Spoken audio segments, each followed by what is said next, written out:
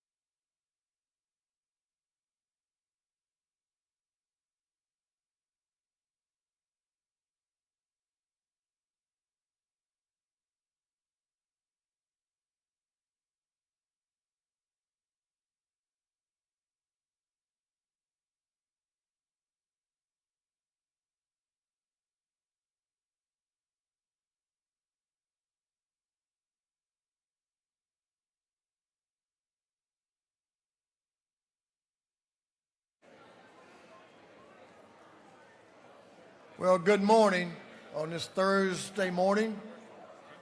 I hope that none of the weather that's impacted part of our state has been too devastating or caused much harm, or so there's some out there. So I know we'll all be on notice. Heard of some tornado warnings in Warner Robins area this morning. I think it was moving on across the state. So we'll say a prayer for all those folks. If you'll do that, Chaplain. Folks that may be subjected to some damage from the weather that's moving across the state. Yes, sir. If you'll close us out with that when you say a prayer, we'd appreciate it. We're going to have the morning roll call. All members that are present will please vote green to signify their presence in the chamber, and Mr. Clerk will unlock the machine.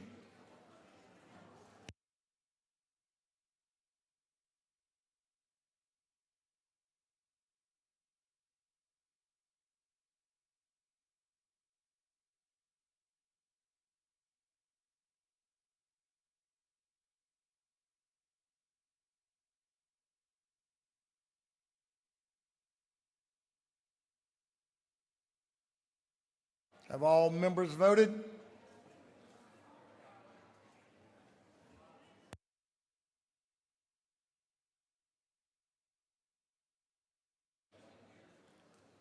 All members voted. If so, Mr. Clerk will lock the machine. Doorkeepers, if you'll please close the doors and keep them closed. As is our custom, we will begin our day with scripture reading and prayer by our chaplain, after which we will pledge allegiance to the flag of our country. Our chaplain this morning will be brought to us by the gentleman from the 131st House District over in Columbia, Richmond, just Columbia County. I know you were neighbors to Richmond. Columbia County. Representative Rob Clifton has invited our chaplain, and we're glad he did. If you want to come up and introduce our chaplain, it'd be great. Thank you, Mr. Speaker. Good morning, everyone. It is my pleasure to introduce Eric Kennedy. Eric has been in recovery from drugs and alcohol for more than 15 years, and his powerful story of redemption has become the foundation of a ministry dedicated to help others find hope and healing. After hitting rock bottom and rebuilding his life through faith, recovery, and community, Eric now spends his time helping couples restore their marriages and families. Eric is the founder of Recovery Vow, a nonprofit committed to helping marriages and families thrive after addiction. And he is the author of a book, Marriage After Addiction, Taking Back Our Lives Together. Eric and his wife live in our community back home with their 3 children, Cameron, Christian, and Charlie Kate. They serve together at Stevens Creek Church, where Eric continues to share his passion for recovery, marriage, and faith. Please join me in welcoming Eric Kennedy. Thank you so much. Appreciate you being here. Let me put these readers on because I've gotten to that age where I need them.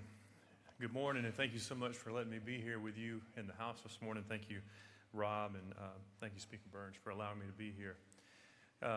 I'd like to open by letting you know that if you came here for some magical sermon, you came to the wrong one. I am a pastor, and I serve for Stevens Creek Church, but I oversee part of the business of our church and our development. But this morning, I did want to just come to you because I want to have this opportunity to just spend time with you in conversation. I didn't come to preach a message, but I do want to just talk to you one-on-one. Everyone has some kind of calling on their life, and every one of us are carrying something. If you think about it, everyone in this room is recovering from something. Now, maybe not all of you were in addiction of any kind, but I think all of us are in some kind of recovery. And no matter what side of the room you sit on, I bet every person in here really carried something with them. For example, some of those may be addiction. It could be anxiety. Maybe it's grief. Maybe it's pressure. Maybe it's a broken relationships. Maybe it's mistakes you've made. Things just happen to us. But I just want you to remember that we are all carrying something. And through my work with Recovery Vow and the millions that I've had the opportunity to reach, I get to see change happen, and some of that stuff that they carry kind of go away. In my life, I've seen how the sadness can bring, or how addiction just brings sadness to you or to me and to the family. But what it does to the families and what it does to the marriage and what it does to communities is truly painstaking, but it can be changed. I've also seen something very powerful, and that's the triumph of recovery. I've seen lives be rebuilt. I've seen my own life be rebuilt. I've seen marriages restored. I've seen families come back together. And recovery doesn't just happen from policy and programs. It often comes from something a lot deeper. It comes from something like confidence. It comes from hope and belief, and people just believing in a better future, and that future is possible. Here's what I really want you to hear today, is that sometimes confidence and hope carry people, and it's more powerful than laws and the conversations that you have and that you pass here. Now, if I was going to bring a message from the Bible this morning, my favorite story in the Bible is from Mark 2. And if you remember from Mark 2, it's when Jesus had returned to Capernaum, and he went inside of Peter's house, and he sat in the middle of this room. And it was a crowded house. It was a crowded place. But people packed inside. People were standing outside the door, and outside of the house, a man was paralyzed. Now, in the story, it doesn't tell us what paralyzed the man. You can replace that with maybe it was his addiction to something. Maybe he was depressed. Maybe he was anxious. Or maybe just the weight of the world in his life had just become unmanageable. He couldn't get to Jesus on his own. But remember, there were people inside the room. There were people gathered outside the room. And there were people that were coming. And it took a group of friends. It took a group of friends to come along and just pick him up and carry him and do some work. Now, here's the problem. The crowd was too big. The door was blocked. And what did they do?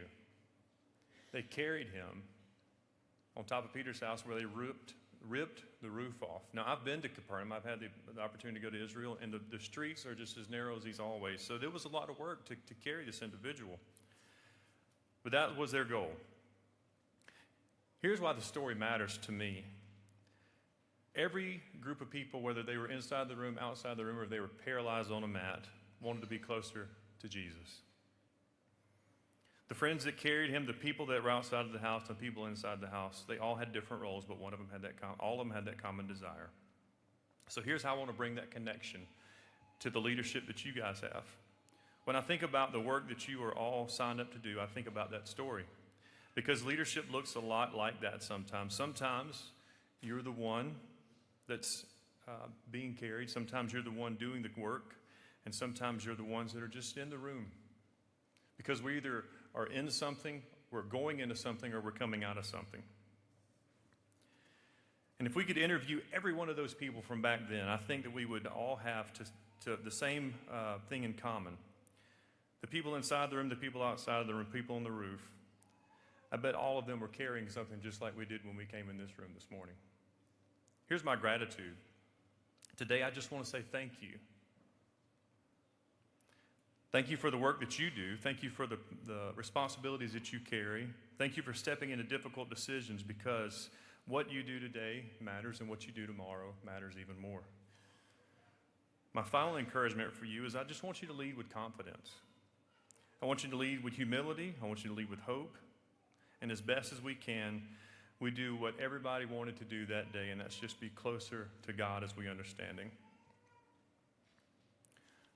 The simple prayer I have for myself sometimes is to be more like Him and less like me. Before I close today, I want to say this. 16 years ago, I was heavy in addiction.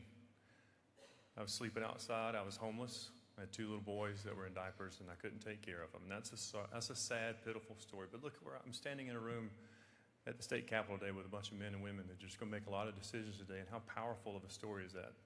Somebody carried me to the top of a roof and did the work and lowered me down to the foot of Christ. Let me pray for you, and if you would you stand?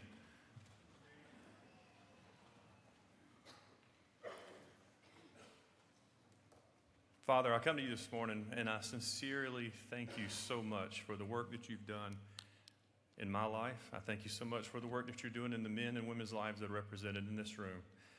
God, I cannot say how much I am so thankful for the relationship with you, but I want to speak on behalf of every one of us that walked in the room this morning. Maybe we're walking into something, maybe we're in it, maybe we're walking out of something, but Lord, I just want every one of us to remember that you are present with us, you are here with us, and you will always be with us.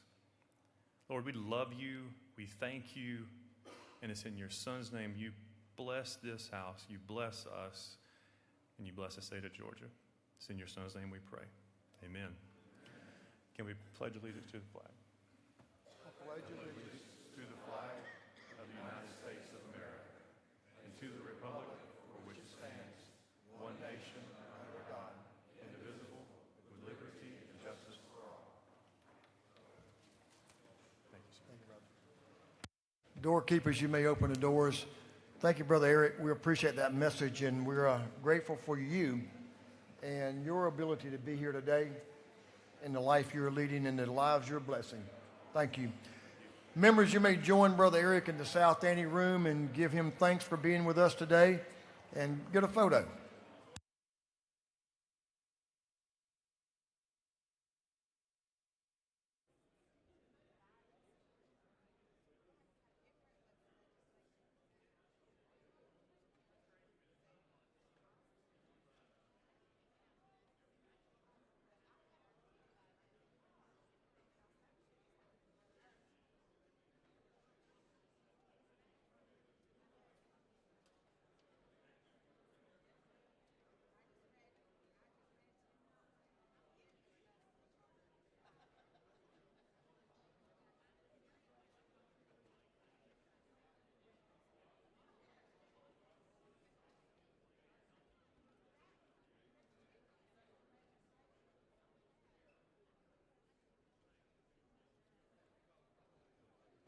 Members, our Doctor of the Day is brought to us by Representative Sheila Jones, my classmate. We came to this place a few years ago.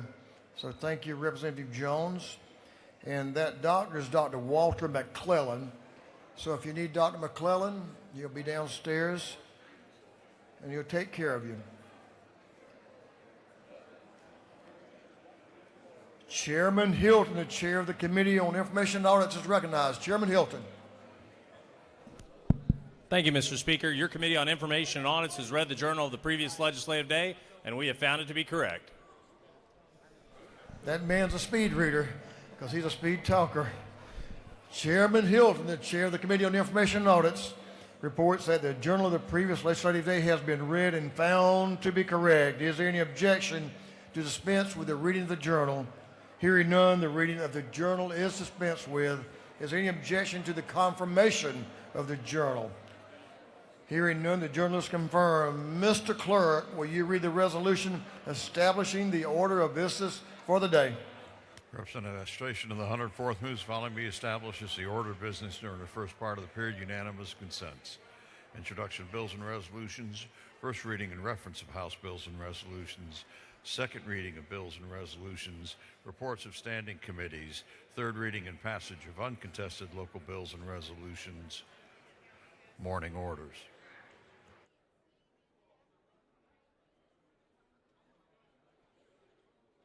Is there any objection to the adoption of the resolution establishing the order of business for the day? Hearing none, the resolution is adopted.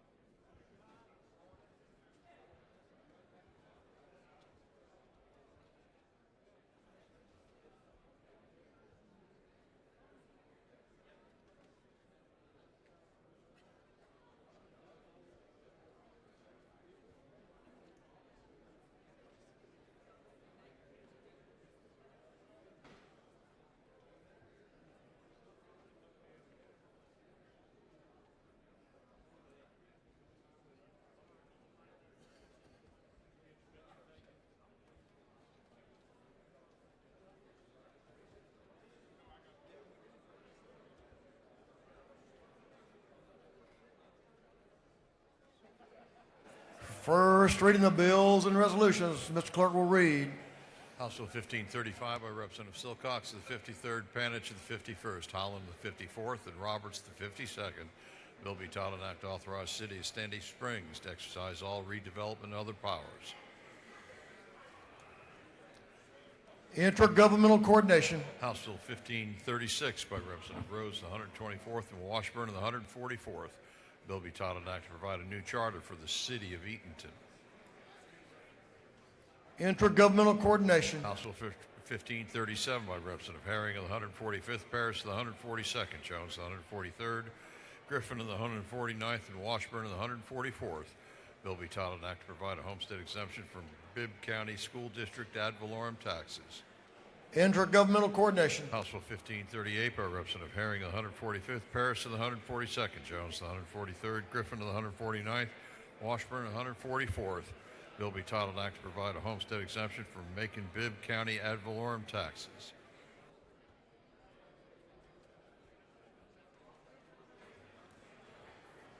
Intergovernmental coordination. House Resolution 1654 by Representative Flournoy, the 74th, Howe, the 50th, Cannon, the 58th, Roberts, the 52nd, Herring, and the 145th. Resolution urging Georgia medical schools to prioritize patient-centered care. Special rules. House Resolution 1655 by Representative Hawkins, the 27th, Mathis, the 133rd, Green, the 154th, Taylor, the 173rd, Iowa, the 50th. A resolution creating a House Study Committee on diabetes-related amputations.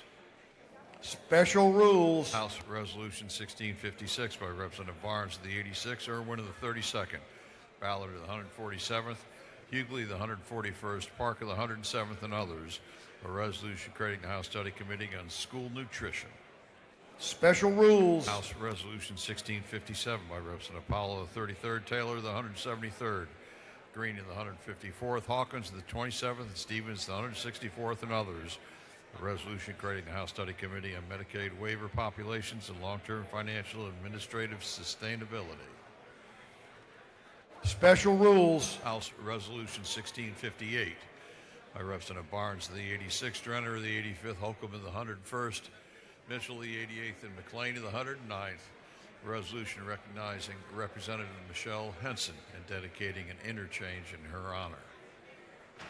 Transportation. House Resolution 1662 by Representative Momtahano, the 17th, Gaines, the 120th, Smith, the 18th, Jones, the 25th, Burchetta, the 176th, and others. A resolution recognizing the leadership of President Donald J. Trump.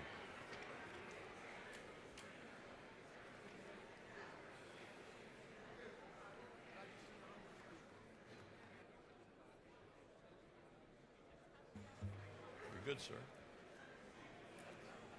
Special rules. That completes first readers.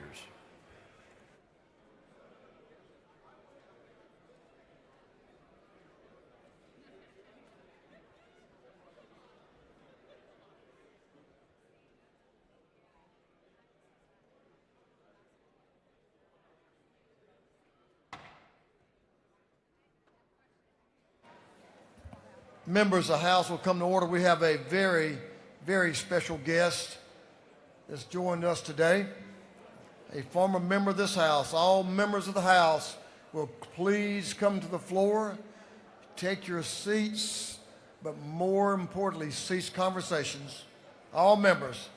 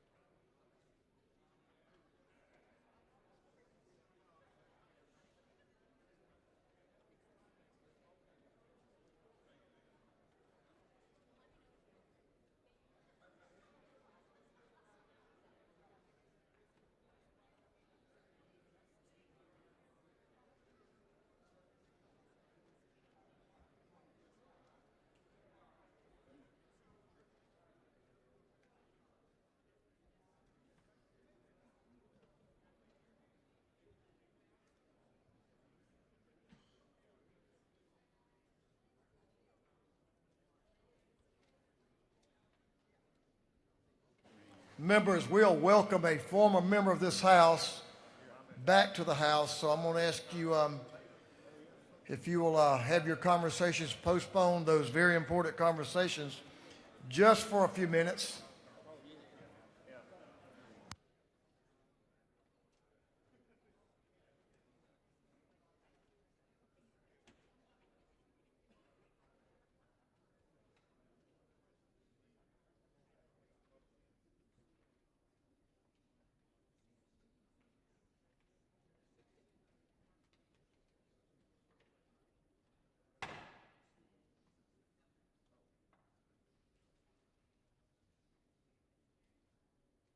Thank you, members.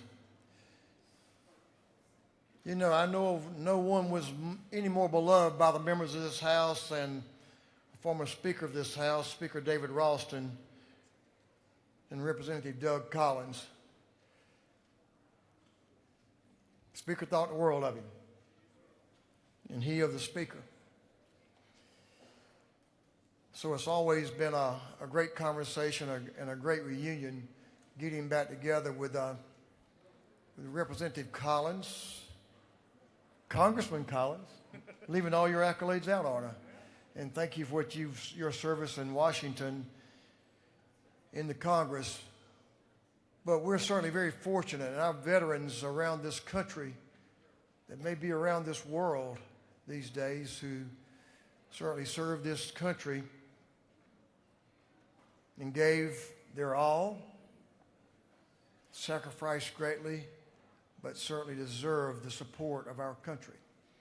And I can think of no better person to ensure that we were fulfilling our obligation to our veterans than a former veteran himself, than our friend Doug Collins of Georgia, who is now our Secretary of Veterans Affairs. So help me welcome this Secretary to the People's House and thank him for his service. Yeah, good stuff. Thank you.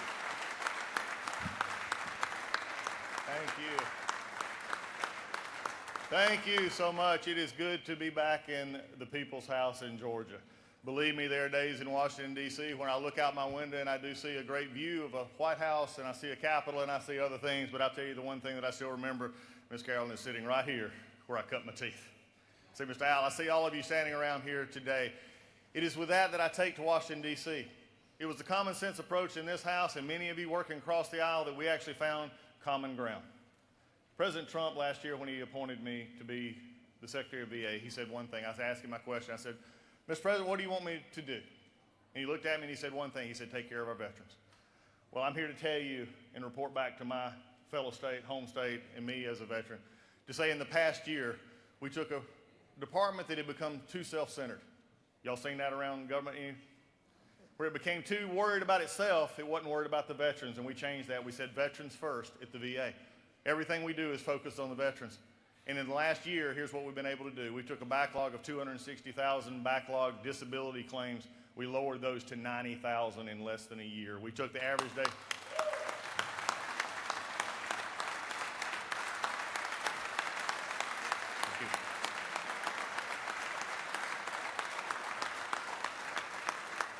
We took the average days to complete for our veterans from 137 days down to 70 days. And if I can get Pete, our Department of War looking at it, we're going to drop that down to where hopefully by the end of this year, and I'm telling you right now, for some of you who have to deal with this, we're looking to have veterans' disability claims done between 30 and 45 days. That's never happened at the VA.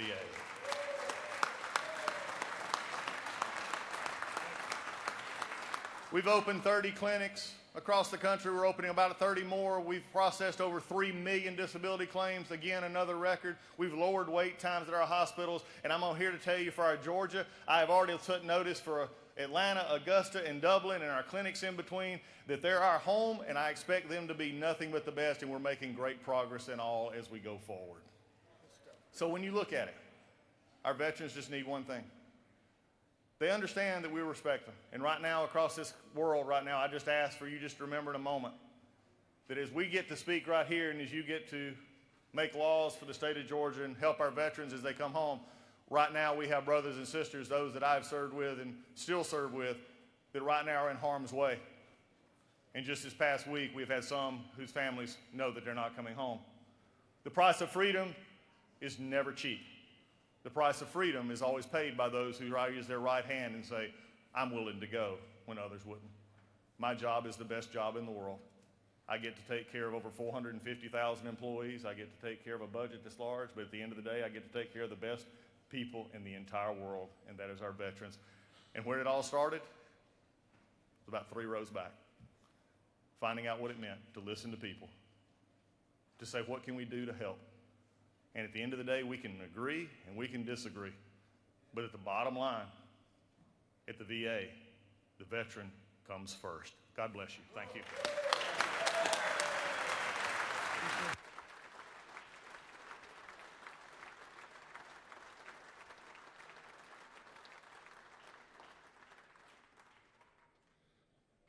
Mr. Secretary, one thing to say, thank you for the work you're doing. We appreciate you. Thank you, members, for your attention.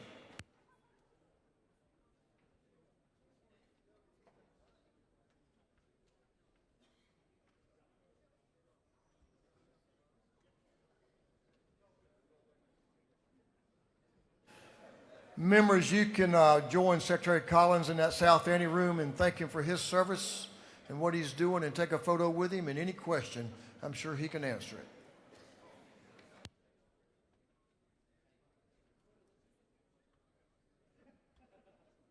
Second reading of bills and resolutions. Mr. Clerk will read. House Bill 1526 by Representative Green of the 154th, a bill to repeal a former local constitutional amendment. House Bill 1527 by Representative Powell of the 33rd, a bill to provide homestead exemption from City of Franklin Springs ad valorem taxes. And House Bill 1528 by Representative Powell of the 33rd, a bill to authorize the assessment and collection of a technology fee by the Municipal Court of the City of Franklin Springs. House Bill 1529 by Representative Powell of the 33rd, a bill to authorize the assessment and collection of a technology fee by the Municipal Court of Cannon.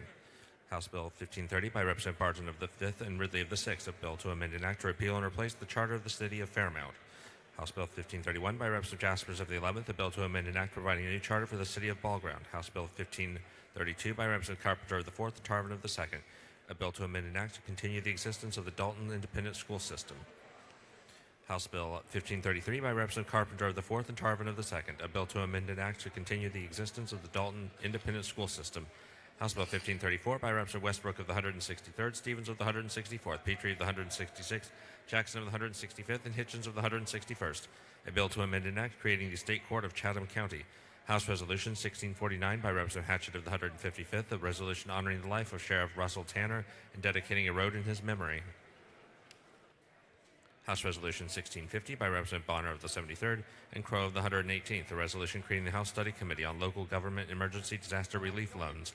House Resolution 1651 by Representative Clifton of the 131st, Powell of the 33rd, Richardson of the 125th, Hawkins of the 27th, and Mathis of the 133rd, a resolution honoring the life of Senator Ben Joseph Joey Brush Jr.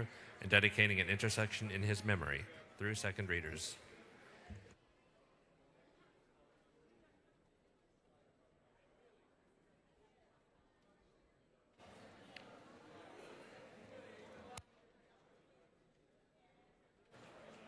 Reports of standing committees. Mr. Clerk will read. President Robert Dickey, the 134th District Chairman of the Committee on Agriculture and Consumer Affairs, submitted the following report. Mr. Speaker, your Committee on Agriculture and Consumer Affairs has had under its consideration the following bills of the Senate, has instructed me to report the same back to the House with the following recommendations. Senate Bill 435 do pass. Senate Bill 551 do pass. Respectfully submitted, Representative Robert Dickey, the 134th District Chairman.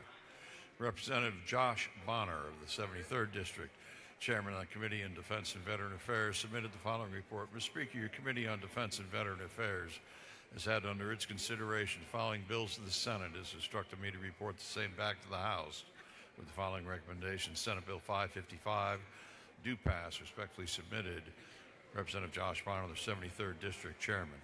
Representative Chuck Martin of the 49th District Chairman of the Committee on Higher Education submitted the following report. Mr. Speaker, your Committee on Higher Education has had under its consideration the following bills of the Senate, has instructed me to report same back to the House with the following recommendations. Senate Bill 432 do pass. Senate Bill 523 do pass by committee substitute. Respectfully submitted, Representative Chuck Martin of the 49th District, Chairman. Representative Lauren McDonald of the 26th District, Chairman of the Committee on Intergovernmental Coordination and Local, submitted the following report. Mr. Speaker, your Committee on Intergovernmental Coordination and Local has had under its consideration the following bills of the House and Senate and instructed me to report same back to the House with the following recommendations. House Bill 1507 do pass. House Bill 1508 do pass. House Bill 1513 do pass. Senate Bill 544 do pass. Respectfully submitted, Representative Lauren McDonald of the 26th District, Chairman. Representative Camp of the 135th District, Chairman of the Committee on Judiciary Juveniles, submitted the following report. Mr. Speaker, your Committee on Judiciary Juveniles had under its consideration the following bill of the Senate, has instructed me to report same back to the House with the following recommendations. Senate Bill 402 do pass by substitute. Respectfully submitted, Representative Camp of the 135th District, Chairman. Representative Matt Barton of the 5th District, Vice Chairman of the Committee on Motor Vehicles, submitted the following report. Mr. Speaker, your Committee on Motor Vehicles has had under its consideration the following bill of the Senate, has instructed me to report same back to the House with the following recommendation. Senate Bill 295 do pass. Respectfully submitted. Senate Bill 295 do pass by substitute. Respectfully submitted, Representative Matt Barton of the 5th District, Vice Chairman. Representative Sharon Cooper of the 45th District, Chairman of the Committee on Public and Community Health, submitted the following report. Mr. Speaker, your Committee on Public and Community Health has had under its consideration the following bill of the Senate and has instructed me to report same back to the House with the following recommendations.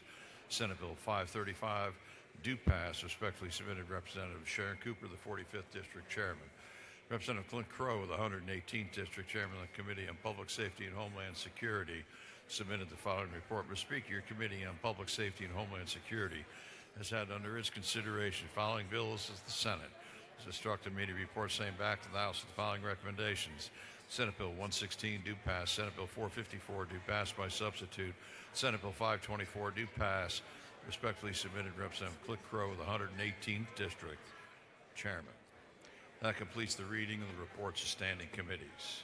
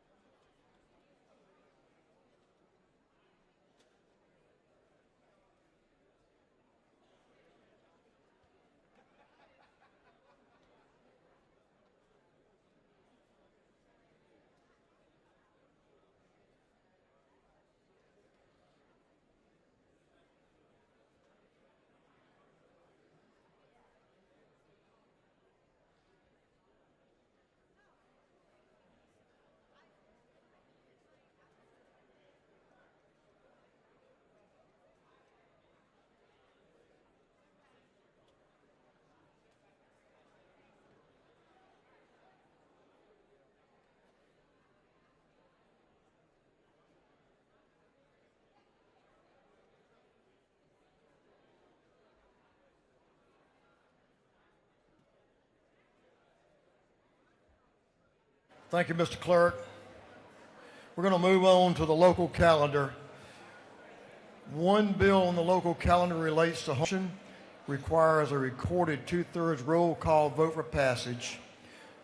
Third reading and passage of uncontested local bill. If there's no objection, we will vote on the local calendar as a whole with a recorded vote. Hearing none, it is ordered. Mr. Clerk, will you read the local calendar? House Bill 1507 by Representative Meeks of the 178th Wayne County. House Bill 1508 by Representative Franklin of the 160th City of Pembroke. House Bill 1513 by Representative Bonner of the 73rd Fayette County. And Senate Bill 544 by Senator Williams of the 25th Butts County. Thank you, Mr. Clerk. Is there any objection to the previous question being ordered on the local calendar? Hearing none, the previous question is ordered. Is there any objection to agreeing to the report of the committee, which was favorable to the passage of the bills?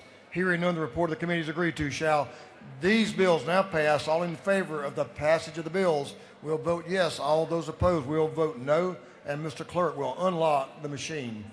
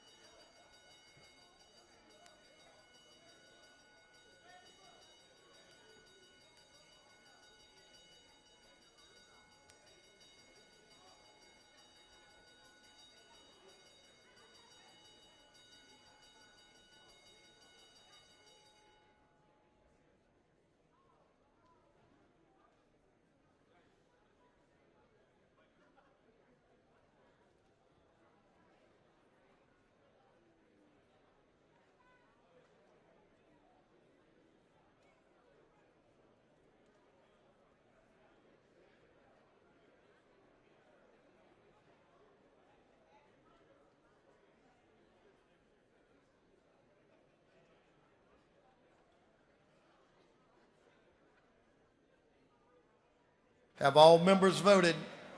All members voted. This so, Mr. Clerk will lock the machine.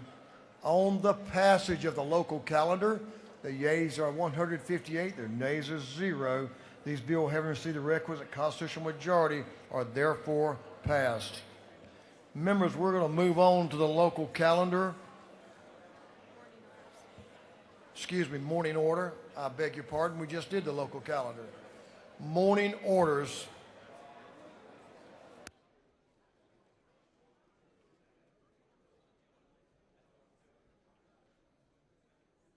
If the Hall County delegation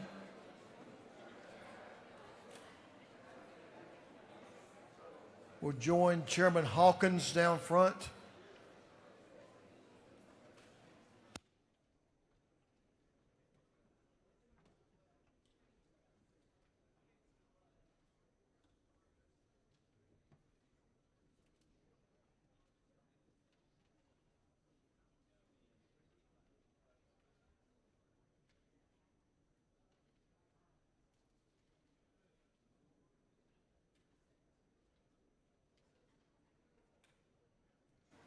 Members, if you'll please come to your seats.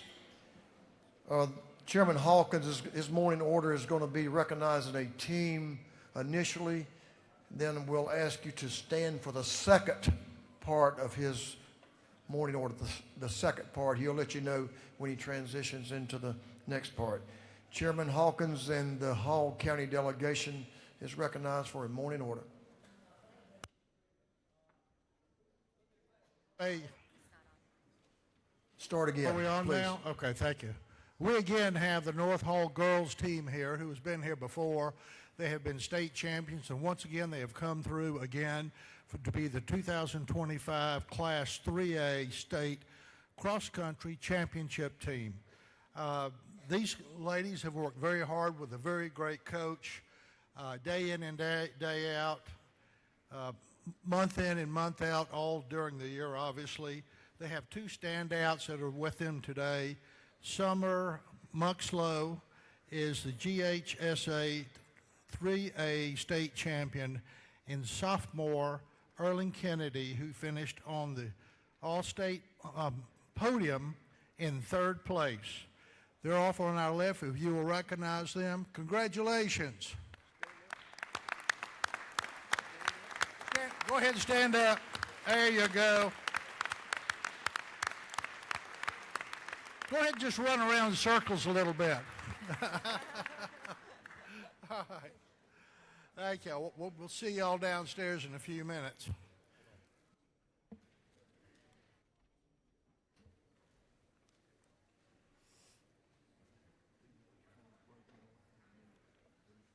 Members, if you'll stand, please, and certainly give the members in the well your full attention, and certainly the gentleman is recognized for some condolences.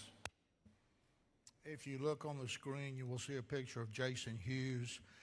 We're here today to recognize and commend the life of Jason Hughes for his commitment to investing in the lives of students and community.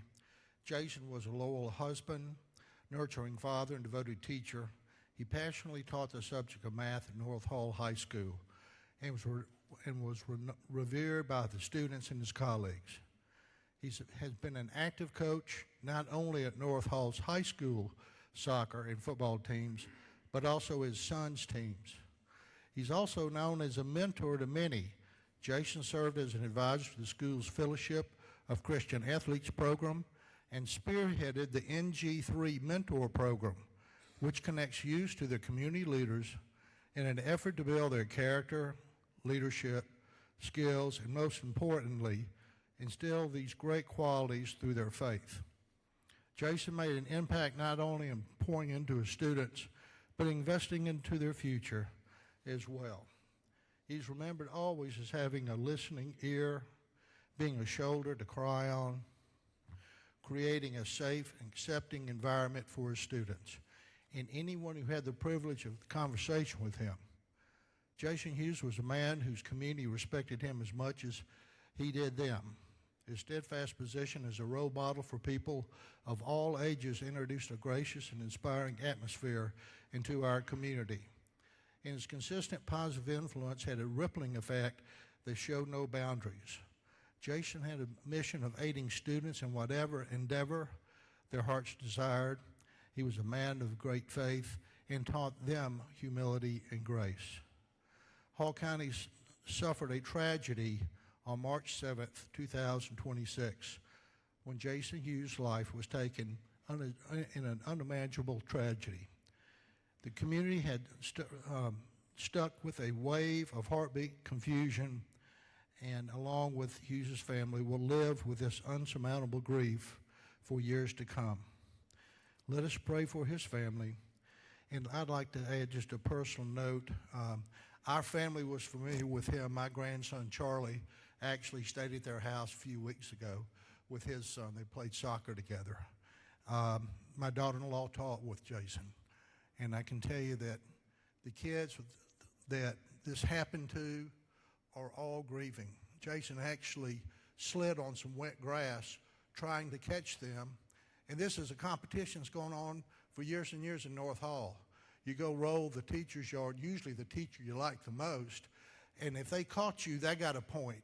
If they got away, the kids got a point. So it's a very unfortunate accident. The family's pleading with the DA to drop charges against the children. So if you will give us a moment of silence, thank you.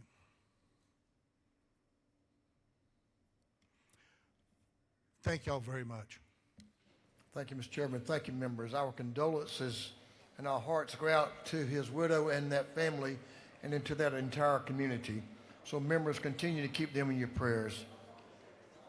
Representative Huddleston and Glaze. Representative Glaze and Huddleston. And friends, yes, and friends. Let's go. If you care about beef and you care about some of that good steak biscuit we had this morning, that was awesome. Give our gratitude and our thanks to our cattlemen. Okay, wait a minute. You got a couple more coming. Yep, there they come.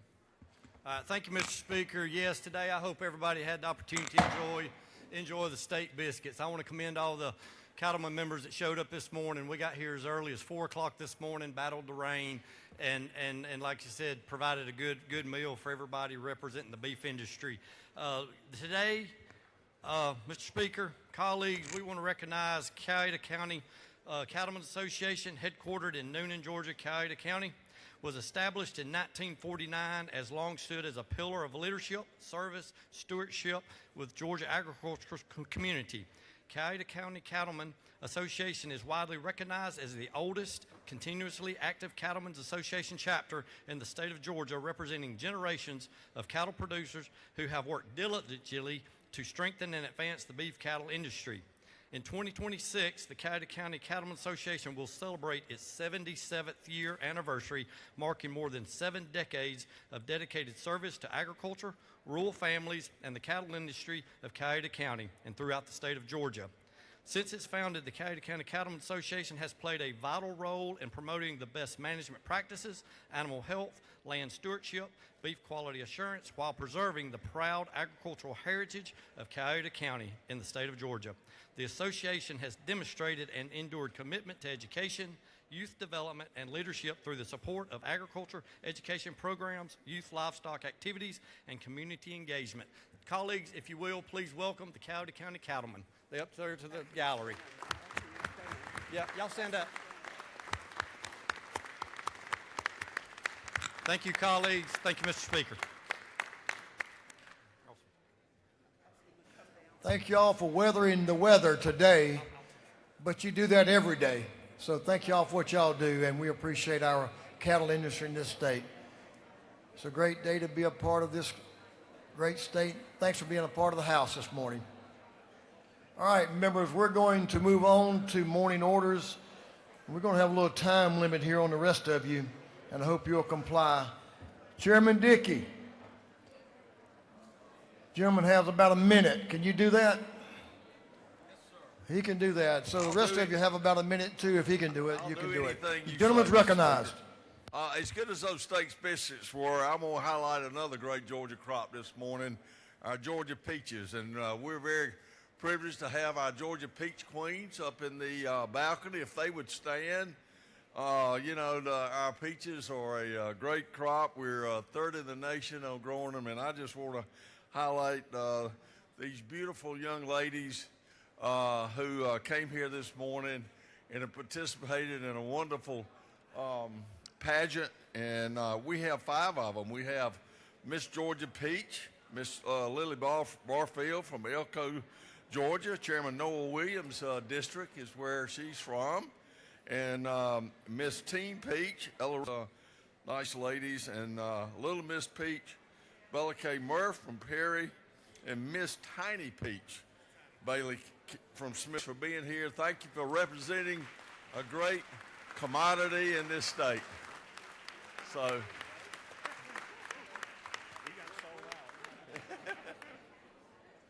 boy, those peach queens are beautiful. Thank y'all for being here.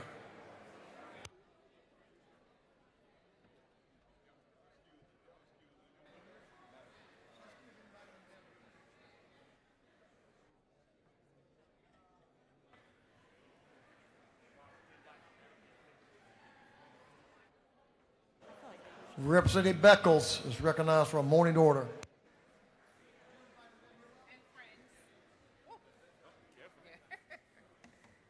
Thank you, Mr. Speaker. First, I would like to recognize my Consulate General of Barbados, Mr. David Cutting. As they say, behind every man is a good woman. In this case, he has a group of women behind him this morning as we celebrate National Women's Month. We're going to take a moment to recognize and honor the incredible women who serve our county, our state, and our communities every day. At this time, please welcome the Women's Empowerment Group who are joining us today in the gallery. Thank you for all that you do. Ladies, please stand.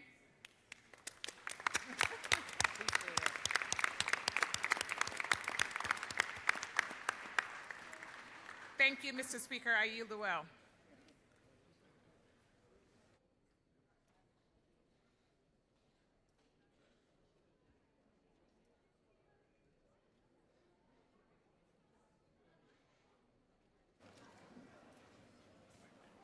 Representative Oliver, Representative Todd Jones, and Representative Schofield. If y'all are present, bring us a morning order. Good morning. Thank you, Mr. Speaker. Good morning, colleagues. I rise today to present an amazing initiative that's going on with true bipartisan support. Chairman Jones has taken the lead on the resolution HR 1017, and this is recognizing arts as an intervention for health care and health initiatives. You know, arts are more than just about entertainment. This body has figured out, in working in conjunction with Hypothesis Performance, the Carter Center, and to recognize that we have a major opportunity to shift from arts as entertainment to arts for mental health. Warner Farfan and Aaron Jones are the key partners in our arts as healing, the healing arts. Listen, we have a press conference at 12:30 in the South Wing. Please make sure you show up for mental health. We're going to move Georgia in the right direction when it comes to mental health, doing something that's never been done before. Mr. Speaker, I'm excited. We're excited. We yield the well.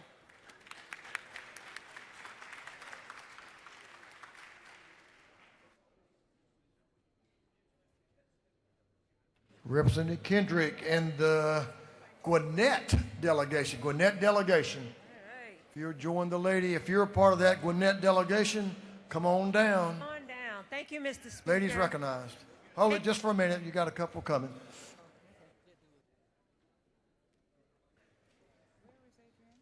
Okay, the ladies recognized. All right. Thank you, Mr. Speaker. Good morning, colleagues. It is an exciting day under the Gold Dome. It is my third Tech Demo Day, and we welcome so many people to the Gold Dome, including 10 outstanding students from Shiloh High School. So the Shiloh Generals are up in the gallery. So I want to read out their name, but they're doing amazing work in the technology space. We have Dante Roberts, Tanya Hidalgo Valencia, Luis Fernando Huerta Garcia, Sichia Ray, Delaney Davis, Marcus Thomas, Jairo A. Villalobos, Evelyn Torres, Chelsea Bartley, and Carlos Scott. And we even have our school board member, Dr. Adrian Simmons, who's on the floor. So if you could stand up and give them a round of applause for the great work they're doing in technology here in the state of Georgia. Welcome to your Gold Dome. Thank you, Mr. Speaker. Thank you. Thank you. Glad to have you in the house. Chairman Stevens. Chairman Stevens, you want to bring us a, let's see, would this be a fruity yeah, it's a fruit, isn't it? Yeah, a fruity morning order. Give the gentleman your attention, please. He's recognized. And anybody from the Chatham County Savannah delegation, Chatham County Savannah, join the gentleman at the well. Yeah, this lady needs to come. She's the former mayor of Savannah. I know we need her down here. Thank you. Thank you, Mr. Speaker. Ladies and gentlemen of the House, every now and then you get a phenomenon created, and we had one in Savannah, Georgia. 10 years ago this year, it's amazing. The mayor was the mayor, I think, back then and tried to help them get here. There was this crazy idea to create a baseball team that has taken the nation by storm. They're called the Savannah Bananas. Not only have they sold out every single game since 2018, they've also done something pretty spectacular in another realm. It has to do with foster care. Jolie Chabela is here. I believe she's come over from the Senate. These folks that also have, there she is. Before I tell you who she is and what she represents, give her a hand if you will, Jolie.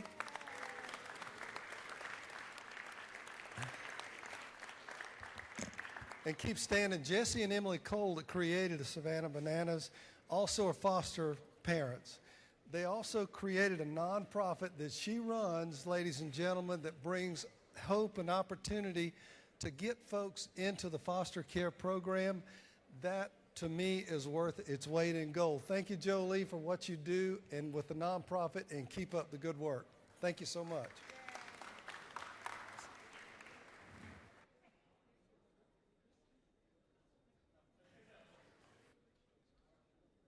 Good to have you. Savannah Bananas are pretty cool. A lot of people think that, don't they? And thanks for what you're doing in foster care. Thanks a lot. Appreciate you being here. Representative Adenia, there he is right there. You got some friends coming with you? And friends, please join the gentleman. Gentleman's recognized. Thank you, Mr. Speaker. Today is Kidpreneur Day at the Capitol. Let's give it up for Kidpreneur Day at the Capitol. Promoting financial literacy and, more importantly, promoting kids who are entrepreneurs.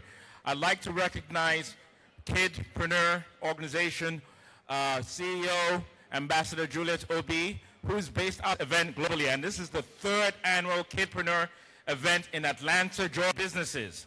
So it's really exciting to see that you took the lead and you're doing this across the globe in the UK, Africa, and here in America. She's doing it in 3 cities, Atlanta, Maryland, and Texas, the state of Texas. So thank you for what you do. Let's empower our kids. Let's give her a big welcome. And we'll, by the way, we'll be downstairs in the room 230 from 12 to 2. So if you want to see some kids that are in business, please join us. Thank you.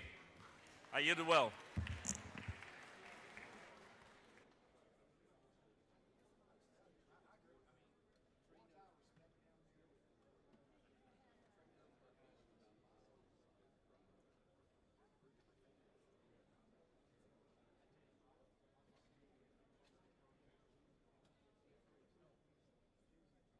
Representative Tyler Paul Smith is recognized. Chairman Smith. Thank you, Mr. Speaker. Real quick, today's Harrison County Day at the Capitol. Mr. Speaker, since January the 26th, 1856, we've been the first line of defense against Alabama and all them other carpetbaggers trying to come down here. So welcome to your state capitol. Thank you, Mr. Speaker.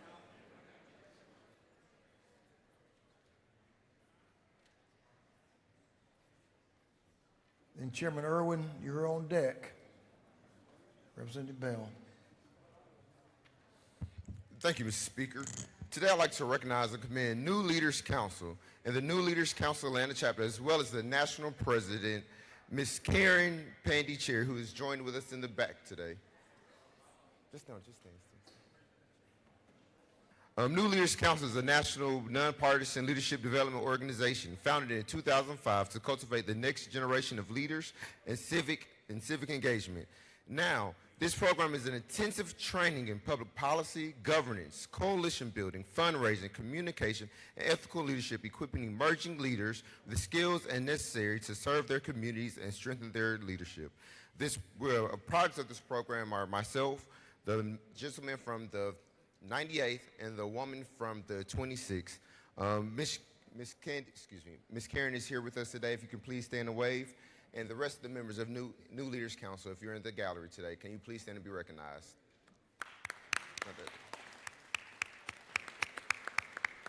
Thank you. I yield it well, Mr. Speaker. Welcome to the People's House. Representing Chairman Chris Irwin is recognized for a morning order. Great. Thank you, Mr. Speaker. If I can, Toccoa Stevens County, stand up for a minute. Members, we have many of my friends here today that came down in the weather. I like to say off Currahee Mountain to us here from Toccoa Stevens County Chamber and its director, Julie Payson. And if you looked at your gifts on there, I want you to know, made in Toccoa, Georgia. Hopefully you're going to like that. They were brought by this group from White Tulip Naturals right there, but very proud of these people and what they do, and great Georgians here. So welcome, Stevens County. Let's welcome you. Thank you, Mr. Speaker. Thank you, Mr. Chairman. Stevens County, welcome to the Capitol. Good to have y'all. Y'all had a great crowd. Thanks for being here. Safe travels to you when you head back, but we appreciate what you all do and what y'all's county means to our state. Pleased to have you. Thanks for being here. Representing Santos and Friends. More. Ladies recognized. Thank you, Mr. Speaker and members of the House. Today, I rise to recognize the leadership of the city of Locust Grove in Henry County, Georgia, as they visit the Georgia State Capitol for their first day at the Capitol. Please join me in welcoming Mayor Carlos Greer, City Council members Rudy Breedlove, Lester Clark, Sharon Duncan, Olivia McCornell, Rod Shirouse, and Willie Taylor, along with other community and civic leaders from Locust Grove who are with us today. Locust Grove gets its name from a grove of Locust Grove trees that once guided travelers along an early stagecoach route. Today, the city continues contributing to Georgia's economy through growing businesses, retail, and tourism. And recently, they launched a youth advisory council to help develop the next generation of leaders. Members are invited to join us today in room 216 at the Capitol from 12 to 2 to meet and welcome the city of Locust Grove. At this time, would the leadership from Locust Grove please rise and be recognized? Thank you, Mr. Speaker. I yield the well.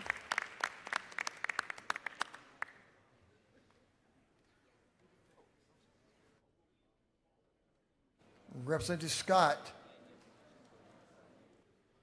Representative Sandra Scott. And I see some friends joining you, don't I? I thought you did. Representative Davis is going to come down here and hold your hand to make sure you get it right.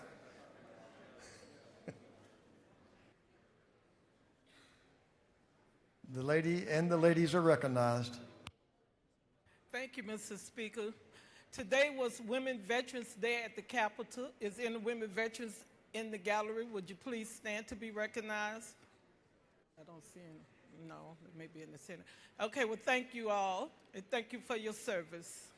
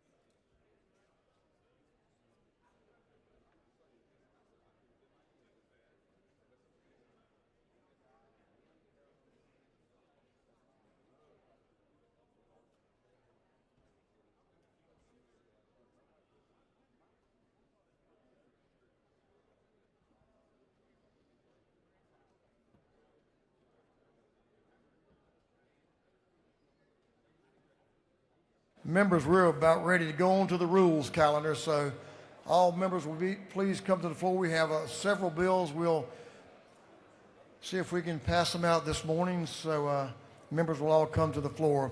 For what purpose does Chairman Gullett rise? Make a motion. State your motion. I'd like to move SB 177, move back to rules. Moving it. SB 177 be recommitted to rules. Mr. Clerk, will you read the caption? Senate Bill 177 by Senator Navarrete of the 31st and others to be entitled an act to amend Chapter 5 of Title 21 of the Official Code of Georgia Antietam relating to government transparency and campaign finance. On the gentleman's motion that SB 177 be withdrawn from the calendar and recommitted to the Rules Committee, is there objection? Hearing none, it is so ordered.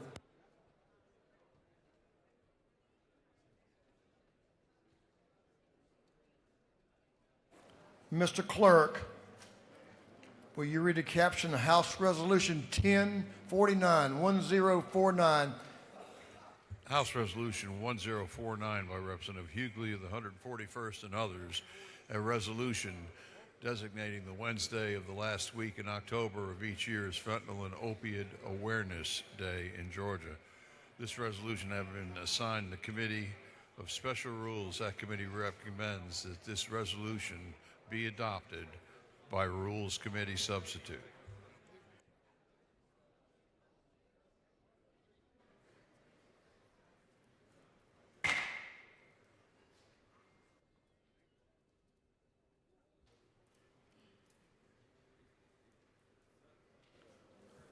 As y'all know, everything we do here is important. So I'm going to ask the members to come to your seats.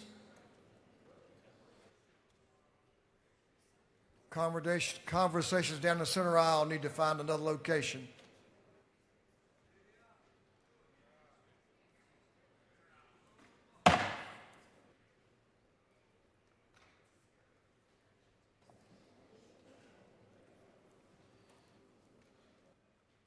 Leader Hughley is recognized to present House Resolution 1049. The lady is recognized. Thank you, Mr. Speaker. Ladies and gentlemen of the House, this is a simple resolution that designates the last week of October, Wednesday of the last week of October, as Fentanyl Awareness Day in Georgia. I want to thank the chair and the members of the Special Rules Committee. This is a project of a young lady who is working on her Eagle Award for Girl Scouts, and I hope that you all will agree with me and approve this resolution as she continues her work to advocate for fentanyl awareness. Thank you, Mr. Speaker. I yield the well.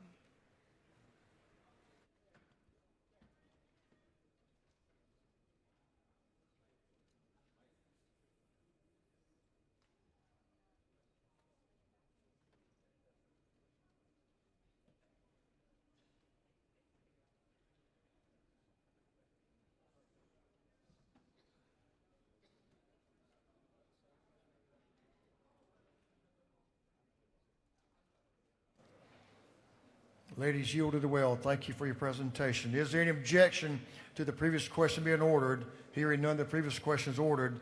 Is there any objection to adopting the substitute offered by the Committee on Rules? Hearing none, the Rules Committee substitute is adopted. Is there any objection to agreeing to the report of the committee, which was favorable to the adoption of the resolution? Hearing none, the report of the committee is agreed to. Shall this resolution now be adopted?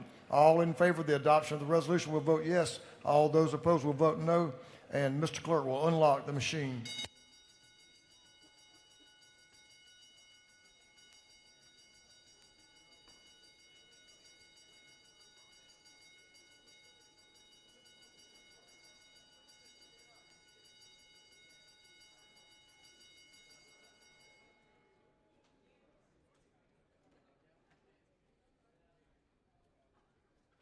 Have all members voted? All members voted. If so, Mr. Clerk will lock the machine. On the adoption of House Resolution 1049, the yeas are 159, the nays are 0. This resolution has received the requisite constitutional majority, is therefore adopted.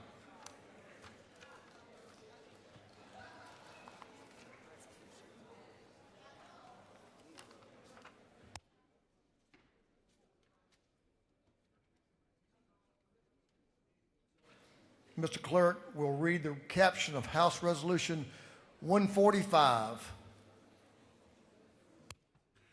House Resolution 145 by Representative Irwin of the 32nd and others, a resolution urging the Department of Education and Department of Public Health to collaborate to prioritize the expansion of vision and hearing screening at various grade levels. This resolution having been assigned to the Committee on Education, that committee recommends that this resolution be adopted by Rules Committee substitute. Chairman of our Education Committee, Chairman Irwin, is recognized to speak to House Resolution 145. Great. Thank you, Mr. Speaker and colleagues. This is, again, an effort we're doing towards literacy in this state to improve our literacy rate. As we state here in the resolution, a third of our kids have vision problems in school and during their time as a youth, and then 8% have hearing problems as a youth. And this is a urging resolution to set up an opportunity for us to do a better job of screening those kids, catching those kids, and helping them to be able to see the board, hear the teacher, rather than have a gap in time for that to happen, and we know that improves literacy. And with that, it's that simple, Mr. Speaker. I'll stand for any questions. The gentleman has no questions. We'd ask your favorable consideration, members, then on this effort to improve some literacy and catch these kids. Thank you.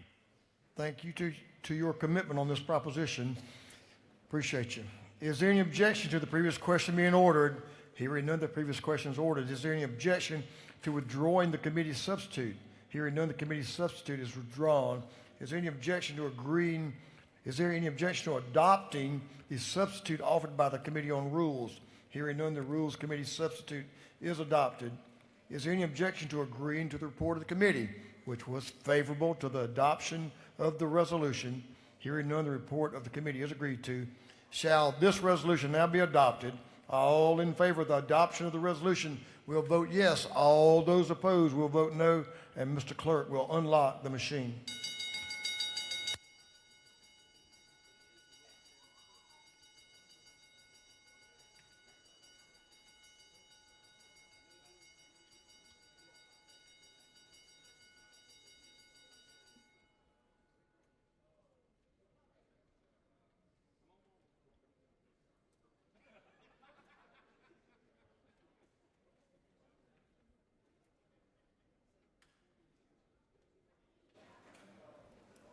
Have all members voted? All members voted. If so, Mr. Clerk will lock the machine. On the adoption of the resolution, House Resolution 145, the yeas are 162, the nays are 0. The resolution having received the requisite constitutional majority is therefore adopted.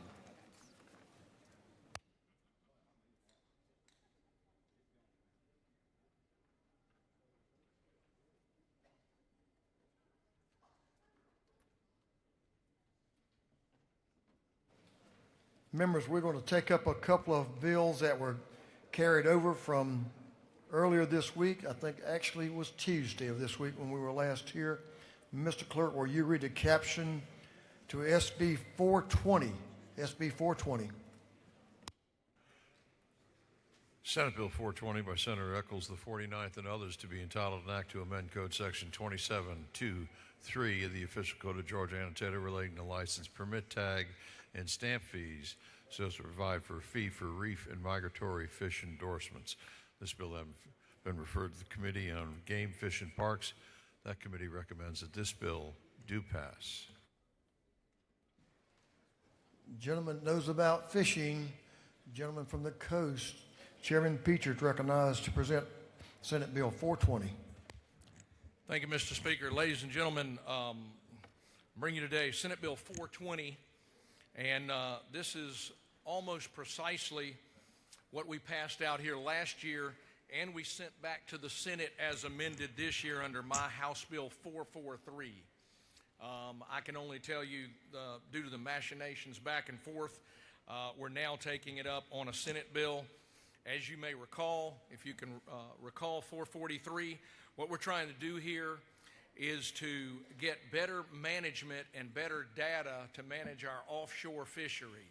Today, we are dealing with federal data that is aggregated to the entire Atlantic coast, and by their own admission, it lacks scientific rigor, and therefore, even in their own documents, say it should not be used for management purposes. However, we're using it for management purposes. So the goal here today is for Georgia to take control of its own fishery, including the offshore fishery in federal waters. You've probably, all of you had emails about the snapper issue. This is very relevant to that issue. So anyway, here's how we want to do that. We want Georgia data, specifically on the Georgia coast, from Georgia offshore fishermen, and we're going to fund that by having a recreational endorsement to your fishing license only for offshore fishermen. This is requested by our offshore fishermen and by CCA, and that is a $10 resident reef and migratory fish endorsement, so $10. And the collection of those funds will allow us to pay for the surveys that we are going to be doing going forward. Florida's already done this. All the Gulf states have already done this. They're regulating their own federal waters. This is going to be a huge benefit to fishermen here in Georgia, and I hope you can support the measure. Thank you, Mr. Speaker. If there's any questions, I'm glad to ask them. Gentleman, yield for a question. He has a question right down front from a fisherman, Representative Al Williams. Thank you, Mr. Speaker. You're much too kind. Will the gentleman yield? Yes, sir, I yield. Is it not true for many generations we caught a lot of red snapper off the coast of Georgia? Yes, sir, it is true. Is it not further true under the current rules, unless you want to use a canoe, you can't afford to fish all day for one snapper? One day a year we're allowed to fish for red snapper, and they're as abundant as like mice. They're everywhere in the water. And we're allowed one fishing day a year. Yes, sir. Thank you. Final That is question. correct, Thank you for the bill, but is it not true? I'm looking forward to finally eating some Georgia red snapper again. You and me both, Representative. Mr. Speaker, there's no further questions. I yield the well. Don't, I have a question. Did you mean you fish? I didn't hear you. Did you fish with mice? Is that what you used? Right now, you probably could, Speaker. There's so many, you probably could catch them I don't with know if that was desirable bait or not. No, the gentleman's yielded well. He has no further Thank you, Mr. questions. Speaker. We do have a speaker. You think he did a pretty good job? Chairman Loach is another fisherman from the coast he weighs. Is there any objection to the previous question being ordered? Hearing none, the previous question is ordered. Is there any objection to agreeing to the report of the committee, which was favorable to the passage of the bill? Hearing none, the report of the committee is agreed to. Shall this bill now pass? All in favor of the passage of the bill will vote yes. All those opposed will vote no. And Mr. Clerk will unlock the machine.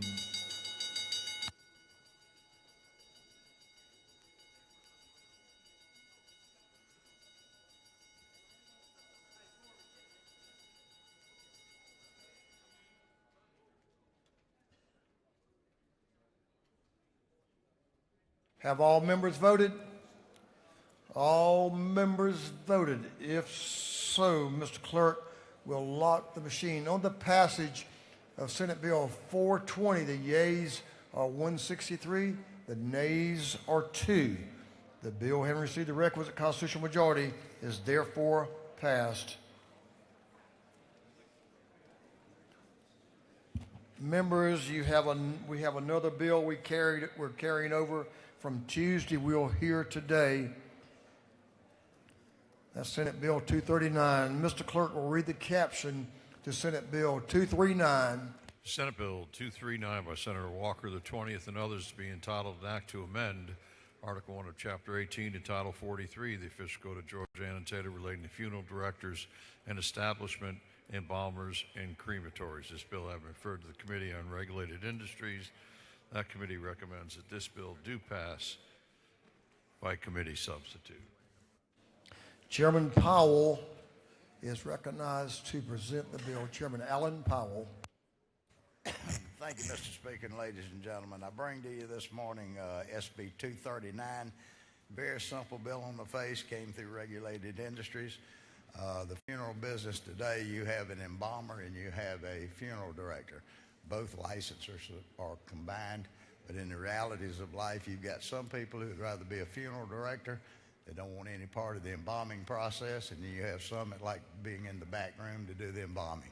This separates them into two separate licenses and adds one member to the board, which will be split between the embalmers and the funeral directors, and one that'll be both of them.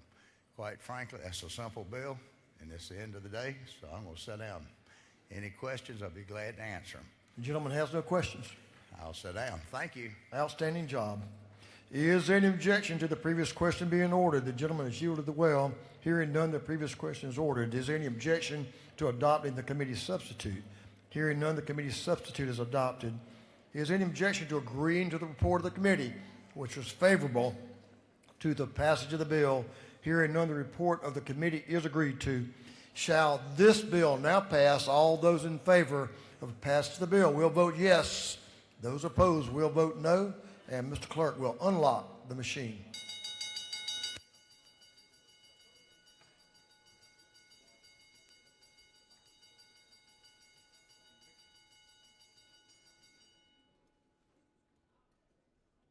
Have all members voted?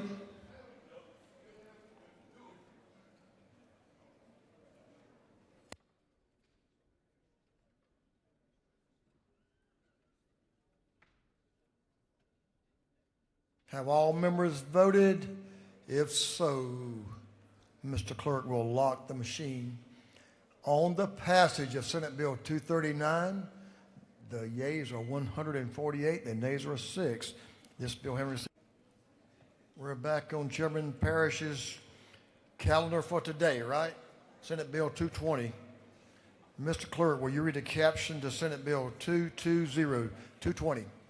The Senate Bill 220 by Senator Brass of the 6th and others to be entitled an act to amend various provisions of the official code of Georgia annotated so as to rename low THC oil as medical cannabis. This bill having referred to the Committee on Regulated Industries. That committee recommends that this bill do pass by committee substitute.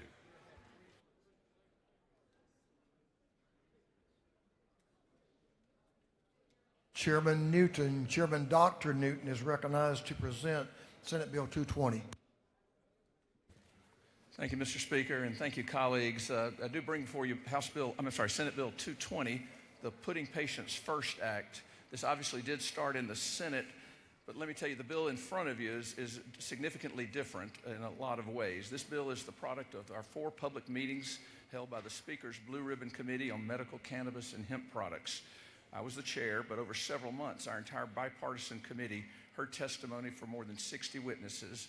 That includes physicians, patients, law enforcement, the Medical Cannabis Commission, Department of Agriculture and Public Health, industry representatives, and the Georgia Medical Board.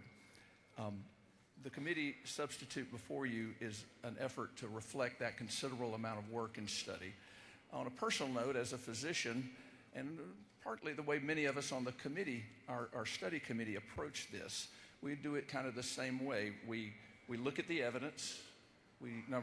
Very important, we listen to the patient, but then we want to act with compassion that's balanced by caution and informed by the science. So that's the way we take any new condition or new process in healthcare, both as a physician, but also our committee members as we serve together. Some core points. Georgia created a medical cannabis program back in 2015. We're not here to debate whether or not that was a great idea. It's been life-changing for a number of patients, but it was very careful. Parts of it have worked well. Our licensed facilities, which took a while to come online, but they are secure. The products are lab tested and pharmaceutical grade, completely unlike any gas station hemp products you may be seeing that are completely different and in the midst of a reorganization federally as well. But our products are lab tested and pharmaceutical grade, and there's no public safety crisis that has materialized from when we first started it back in 2015 and 2016. But once again, for the patients that this program is designed to serve, it has not always worked well enough. This bill is an effort to make sure that for the patients, this program works better. So what does the bill do? It does several things. Starts with it.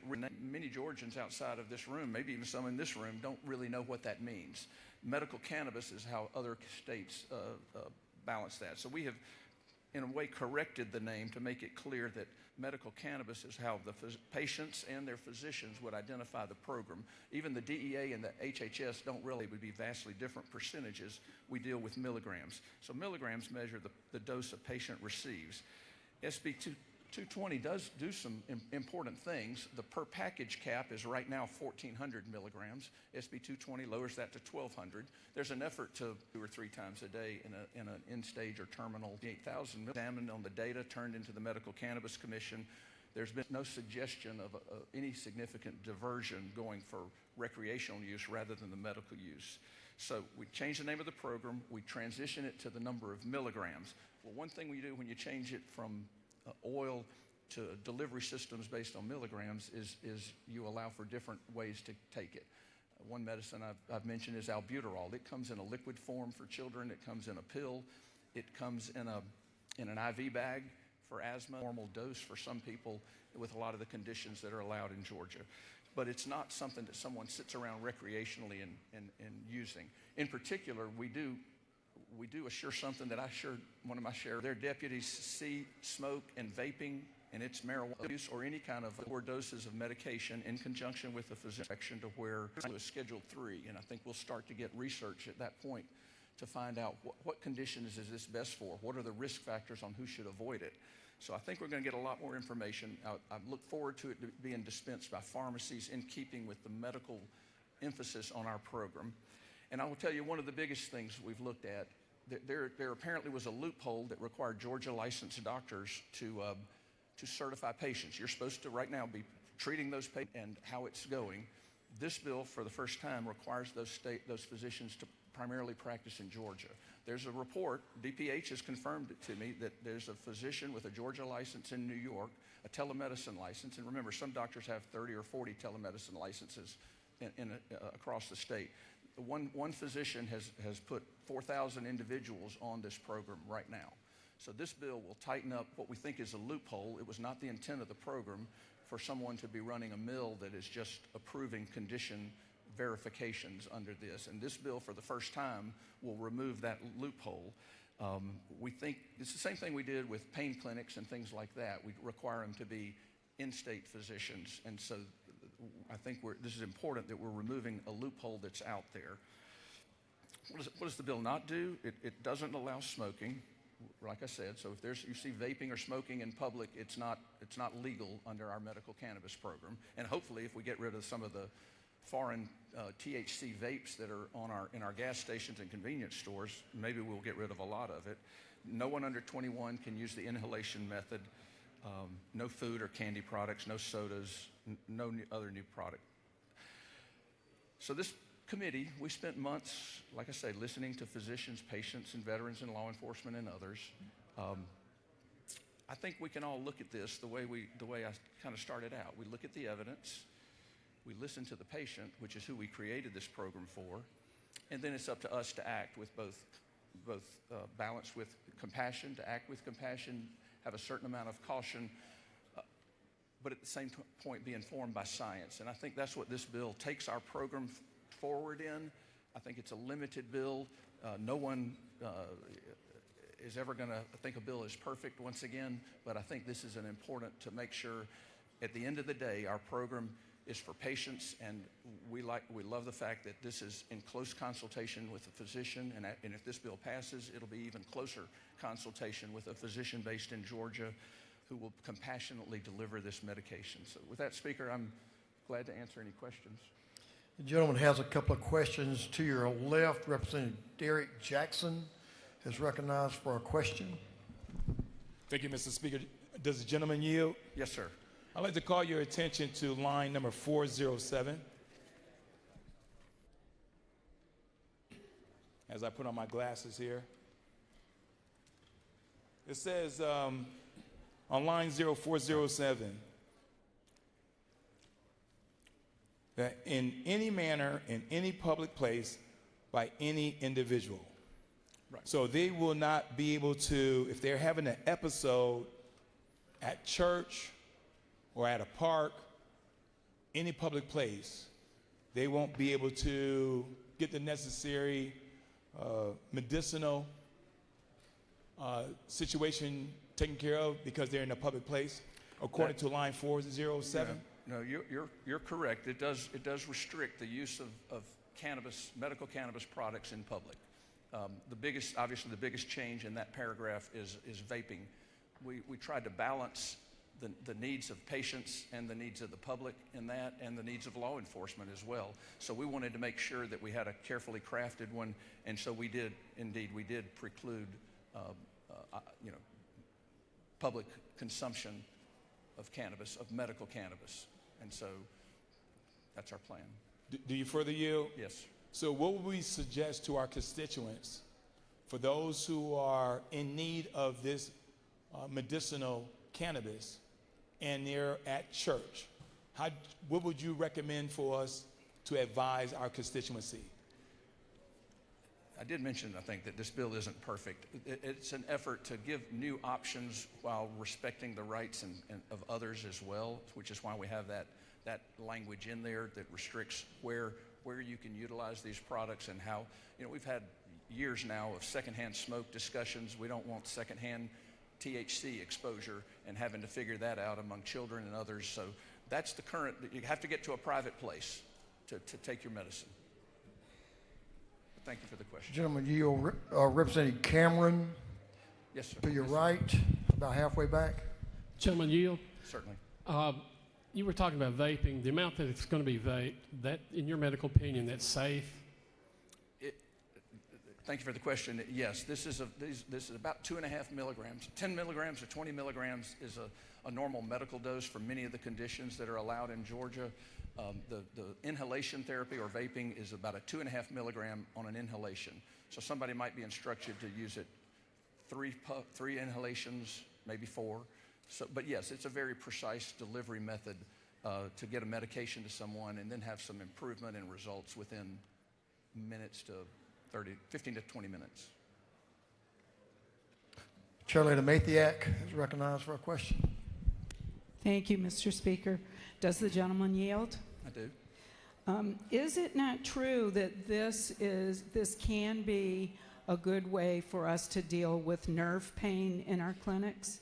No, you are absolutely right. Peripheral neuropathy is an intractable condition that modern medicine is trying to get some answers for, but there's a number of patients out there, and it's not 100% of patients, but there's a number with the right situations to where this medication has made a significant difference. Yes, sir, and I so appreciate it. Can I have one more question? Certainly. As a response to Representative Jackson, is it not true that when you inhale, there is a longer lasting, or is there a lasting time element so that somebody that would go to church, they could vape before they went to church, and it should be long-lasting for them to be able to function in public? Thank you. That is an excellent point. It's true. In the same way, if someone has asthma, they can use 1 or 2 puffs on their inhaler for an inhaled, and then that's good for 4 to 6 hours. It's the same point, and I appreciate you pointing that out. Thank you. Good bill. Thank you so much. Mr. Speaker, with that, I'm going to yield the well, and I hope we will understand what everyone we talk to, law enforcement, physicians, public health, and others, but more importantly, patients who've been helped by this. I hope we can, in a very, balanced with caution and informed by science, I hope we can continue a compassionate road to make a difference, and I hope you'll help support this tightening in many areas on our system, but to allow it to work for patients. Thank you, Mr. Speaker. Thank you for the presentation. Members, we do have speakers on this bill. We have 5 of you who would like to speak in favor of the bill. I'm going to leave it up to you all how y'all divide that time up, but we're going to have 15 minutes total for those speaking in favor of the bill, and we'll start off with Leader Efstration. Thank you, Mr. Speaker. I rise in favor of SB 220. I know there's multiple speakers lined up, so I'll be brief. Just wanted to share with you how my thoughts on this issue have tracked during my service here in the House. As a former felony prosecutor, I really had a mindset as it related to medical cannabis when I was initially elected that I think was informed by meeting the patients, particularly young children who needed this medical cannabis, hearing from their parents, often police officers, physicians, respected leaders in our communities who spoke out and were saying the law needs to be changed because we can't get our children the medicine that they need.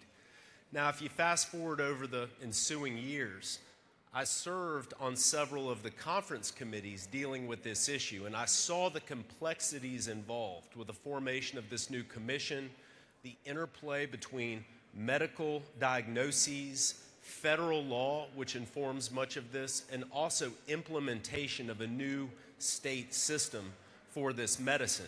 These are complex issues, and so I just gained a much greater appreciation for the difficulty around this issue. And I want to commend the chairman who presented the bill a moment ago, because with his medical expertise, bringing that knowledge to this issue to bring forward a measure for us here today is something that I find tremendously helpful. I think that if it's science-based, as the sponsor said, if it's done so understanding and with a mindset toward balancing the needs of patients with more broad public policy objectives, then we can form the best possible legislation. No legislation is ever perfect, but the effort that's been put forward on this measure is commendable. And it's because of this that I plan to vote yes on Senate Bill 220.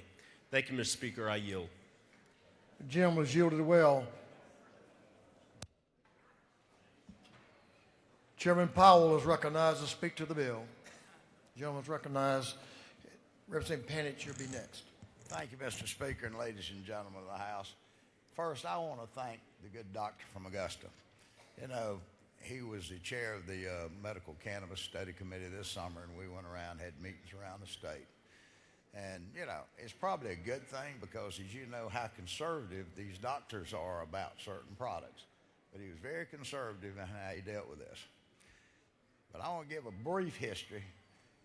A few years ago, when we passed the Medical Cannabis Act, the top of this gallery was full of children and people who were hurting. Every member of this House stood up with pride that they'd finally done something. This issue today in front of you, this isn't about legalizing recreational marijuana, even though the federal government has now moved it from a Schedule I to a Schedule III at the bottom of the hill. This is about helping people. And I hear questions when people talk about adding these illnesses onto this list. Let me tell you something. That's just the product and the nature of how this goes. If you have someone who has cancer, that has ALS, folks, get a life about this stuff. When people are hurting, they need relief. They need relief. Probably the number one reason for alcoholism is people need some kind of relief from either the pain or the realities of life that they face. But this, ladies and gentlemen, is a good bill. He changed the diagnosis or the formulary to 1.20 milligrams. Now, I'm not a scientist, I'm not a doctor, and I really don't care what it is. Because the most illegal substance is sold in this country today and has been for 70 years, has been street weed. We tried to put guardrails on here for the health and the security of people who needed help. And we diagnosed, we set up a process. We set up all those things through the Cannabis Commission on the folks that are growing it, and they're keeping clocks on all the stuff. It's not slipping out the back door, but they're growing quality products. None of this stuff is adulterated with fentanyl that street weed is and that kind of stuff. So I want you to reach out to yourselves if you have a question. There's nothing perfect whenever in our legislative abilities, we've got some people who think that everything needs to be banned because it's been banned for 70 years. This is a natural product.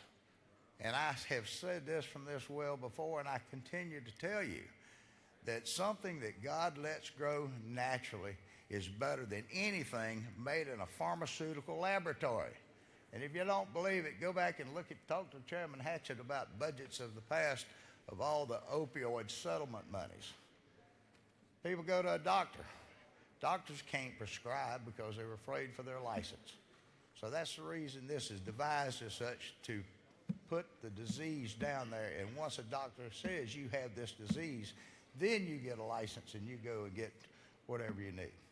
Veterans, children, people that suffer the malady of all these diseases, they're looking for relief. And I would encourage you to vote unanimously for this bill, because this bill helps those patients, your constituents, the veterans that have been suffering since Vietnam. And I'm sure Brother Williams is going to speak about that. But this is a natural substance. This isn't legalizing recreational anything. The language, I had someone ask me about the vape part of this. This ain't like going to a filling station and getting a vape. I looked at this contraption that they put this stuff in and they vape it. The question about going into a church, you know, hey, if you're in that kind of pain, you ain't going to be in church anyway. You're going to be praying at home to God help you with your illnesses. So that, ladies and gentlemen, is what this does. It's time to move forward and take the blinders off to say that this is a medical prescription that helps people. And that's what it does. Mr. Speaker, I appreciate the time that you've let me to get up here before Al Williams comes up here and filibusters. Thank you, ladies and gentlemen. Well, I think y'all doing pretty well together. Y'all went to the same school on that part, so I won't go any further on that. Representative Panich is recognized to speak to the bill.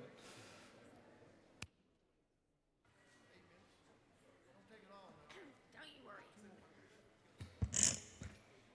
Colleagues, before I ever ran for office, I was an attorney who came down here to advocate for issues that my clients or me personally were inspired by. I met parents who brought their sick children down here, who are worried about being prosecuted for giving their kids what was legal in other states in Georgia. I was so moved that I offered to represent them for free, pro bono, in the event that they were ever arrested for providing their children medical marijuana. Because there is nothing worse as a parent than looking at a helpless child, or looking at a child, your child, and knowing that there's a cure for them, or at least an aid for them, and not being able to give it, even though your neighbors in another state could give it. So I made that offer because the system was broken, the families were desperate, and the law was confusing. And the kids were really the ones suffering at the end of the day.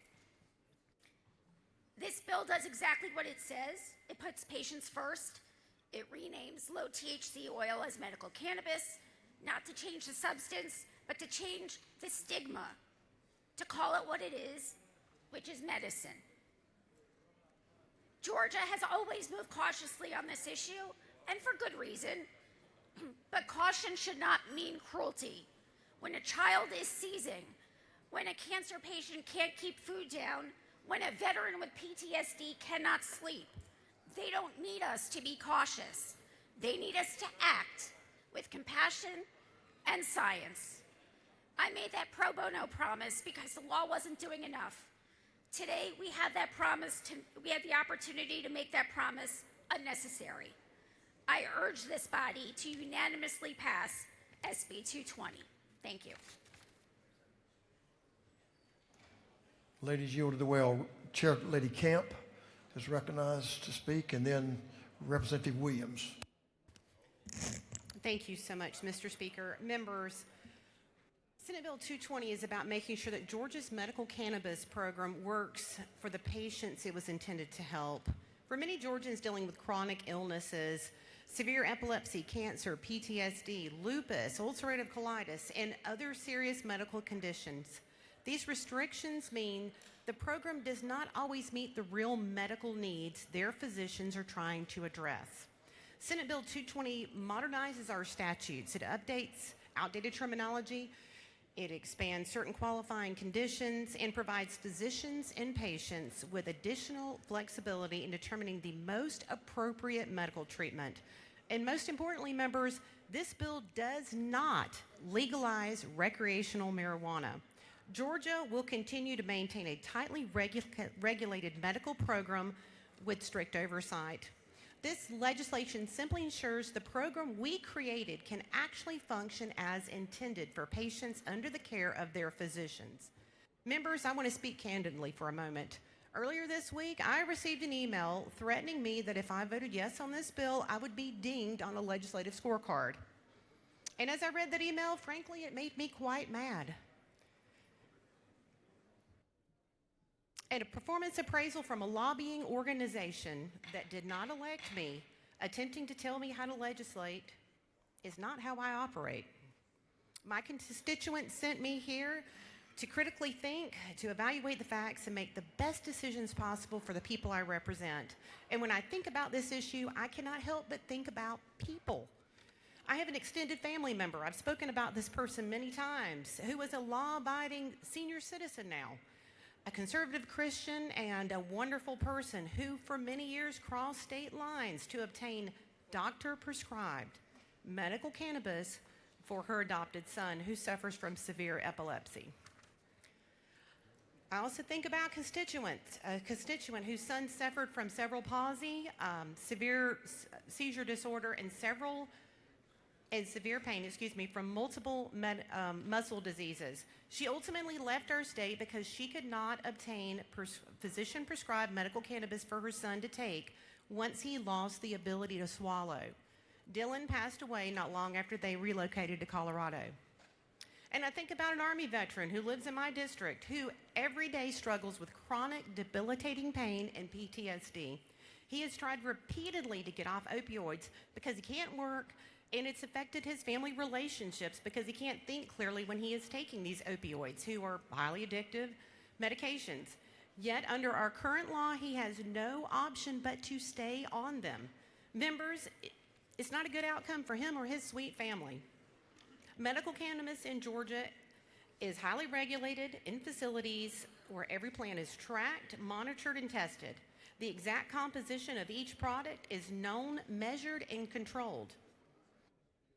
These are state-of-the-art facilities operating under strict state and federal guidelines to produce a consistent medical-grade product where an exact dosage prescribed by a Georgia licensed physician is closely regulated. Members, these are not political talking points. These are real families doing everything they can to care for their children, their spouses, and themselves. Senate Bill 220 is about compassion, it is about responsible regulation, and it is about making sure that the state of Georgia, when we authorize medical treatments, that the treatment can actually be accessible to patients who need it desperately. And for those reasons, I respectfully ask for your favorable consideration on SB 220. Thank you, Mr. Speaker. I yield the will. Thank you. The ladies yielded the will. Representative Williams, you have 2 minutes, sir. Thank you, Mr. Speaker. It took me 2 minutes to get up here, but I'll certainly make it as brief as I can. You've heard a lot of different testimony, and let me follow most of you and thank Chairman Newton. Very fair, very well-rounded group of hearings. The one thing he left off is to those that testified, first time in 24 years, we had a ventriloquist testify twice, and that was an interesting testimony. Veterans, particularly, World War II, Korea, Vietnam, it was called shell shock. And then we started calling it PTSD. It's serious, it's real. This helps veterans with that and several other conditions. The second one being sickle cell is on that list. In 2011, when Governor Deal was elected governor, Representative Gloria Frazier and myself was selected by our leader, Representative Stacey Abrams, to approach the governor about adding sickle cell to the list. And it was added then, and the state has been very generous since that time. This was a scientific study. It's been covered. As far as vaping goes, I'll be very honest with you. All of you know I enjoy a good cigar. I just hadn't lit one since 1978, so I can't deal with the smoke. And I feel the same way about vaping. And it's not just my goodness. A little lady by the name of Olivia told me if I wanted to stay married to her, I had to forget the cigars and the cigarettes. And I'm tobacco free. But this is a great bill. I urge you to support this bill that is based on scientific evidence, not backroom self-medication. With that, Mr. Speaker, and the color of this light, I yield the well. I'd been thinking you were colorblind, but now I know you aren't. You just ignore the light. That's what you do. The gentleman has yielded the well. That concludes those that have spoken in favor of SB 220 and the presenter of SB 220. Now we'll move it to a vote. Is there any objection to the previous question being ordered? Hearing none, the previous question is ordered.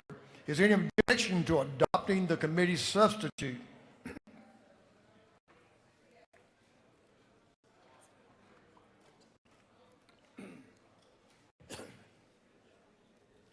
Hearing none, the committee's substitute is adopted. Is there any objection to agreeing to the report of the committee, which was favorable to the passage of the bill? Hearing none, the report of the committee is agreed to. Shall this bill now pass? All in favor of the passage of the bill will vote yes. All those opposed will vote no. And Mr. Clerk will unlock the machine.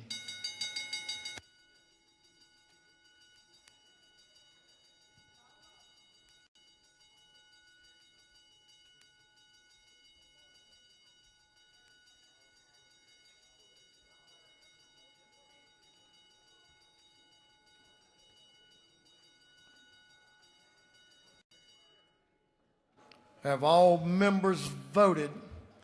For what purpose is Representative Schofield rise? Thank you, Mr. Speaker. I want to say thank you to all. Is this a parliamentary inquiry? Oh, parliamentary inquiry. State your inquiry. Is it not true that voting for this bill, and we talk a lot about the children that are hurting, but there are people who have non-apparent diseases that you can't see that every day have to struggle to deal with a life of pain. There's nothing they ask for, but every day, everybody, as you get older, will all be involved with the same person. First name Arthur, last name Ritus. This bill will help many Georgians who live with chronic disease and chronic pain every day. They take accountability, but you now have given them a lifeline. So thank you for this bill and bringing this bill. I'm sure the lady knows and believes of what she speaks. Have all members now voted? All members voted? If so, Mr. Clerk will lock the machine on the passage of Senate Bill 220. The yeas are 138, the nays are 21. This bill, having received the requisite constitutional majority, is therefore passed. Congratulations.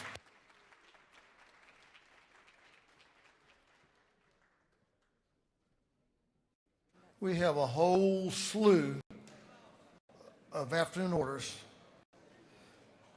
But I want you, while everyone's seated and paying attention, we want your attention. We're going to have some condolences that we will be hearing in these afternoon orders. So I'm going to call them first. I'm going to ask members to please stand for these 4 orders that will be offering condolences. We'll start with Chairlady Mathiak, and Representative New and the Douglas County delegation will be on deck. Chairlady Mathiak, please give the lady in the well your attention, please. These first 4 all will be condolences.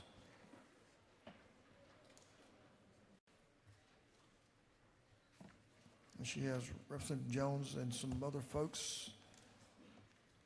The lady's recognized. Thank you, Mr. Speaker. Before I begin, I'd like to give you a little history here. Today, Dr. Anissa and I are going to honor an icon in the world of chiropractic. There are 70,000 chiropractors in the United States, 11,000 students, 19 nationally accredited doctoral programs, and 35 million Americans are treated each year by a chiropractor. This gentleman that we are going to honor today passed away last month unexpectedly. He was an icon in both Dr. Anissa and my life.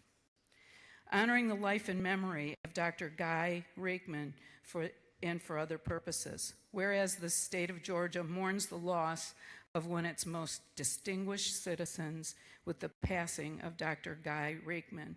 Whereas a passionate chiropractor, visionary leader, and beloved past chancellor and president of Life University, Dr. Riekman devoted more than 5 decades to advancing the chiropractic profession that impacted the lives of countless patients, students, and colleagues.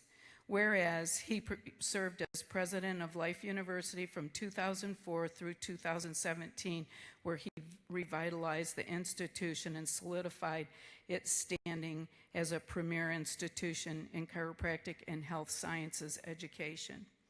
Whereas he gave inspiration to many through his high ideals, morals, and deep concern for his fellow citizens, the devotion, patience, and understanding he demonstrated to his family and friends were admired by others.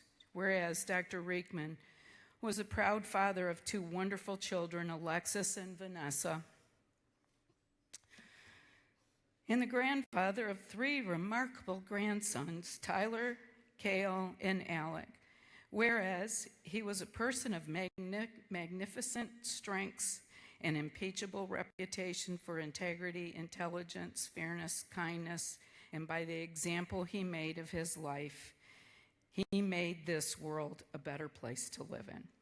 He was an author of The Extraordinary Life, inspired readers to follow in his footsteps, recognizing and achieving extraordinary in them. He was a compassionate and generous man. Dr. Riekman will long be remembered for his love of family, friendship, and community, and he will be missed by all who had the great fortune of knowing him. And therefore, be it resolved by this House of Representatives and the members of this body join in honoring the life and memory of Dr. Guy Riekman and express their deepest and most sincere regret in his passing. Be it further resolved that the Clerk of the House of Representatives is authorized and directed to make a copy of this resolution available for the family, and that will take place on Sunday at Life University. Thank you, ladies and gentlemen, for honoring Dr. Anissa and I, and Dr. Riekman, and he will be missed. Thank you, Mr. Speaker, and I yield the well. Thank you, members. Representative New, the Douglas County delegations recognized for an afternoon order. Thank you, Mr. Speaker and members. It's with heavy hearts and profound sadness that we gather to honor the life of Jada West, a 12-year-old student at Mason Creek Middle School. Jada left us this past Sunday, March 8th, leaving a void in our school hallways and in our community that words fully cannot express. To her family, we offer our deepest condolences, our prayers, and an unwavering support. Jada was more than just a student. She was a friend, a classmate, and a bright light to all of her peers. While we struggle to make sense of a life cut so short, her spirit remains alive in the hearts of her family, friends, and all that knew her. As we mourn the loss of a young girl who had so much life ahead of her, let us honor her memory by showing extra kindness and compassion to those around us. I'd like to ask for a moment of silence to honor Jada's life.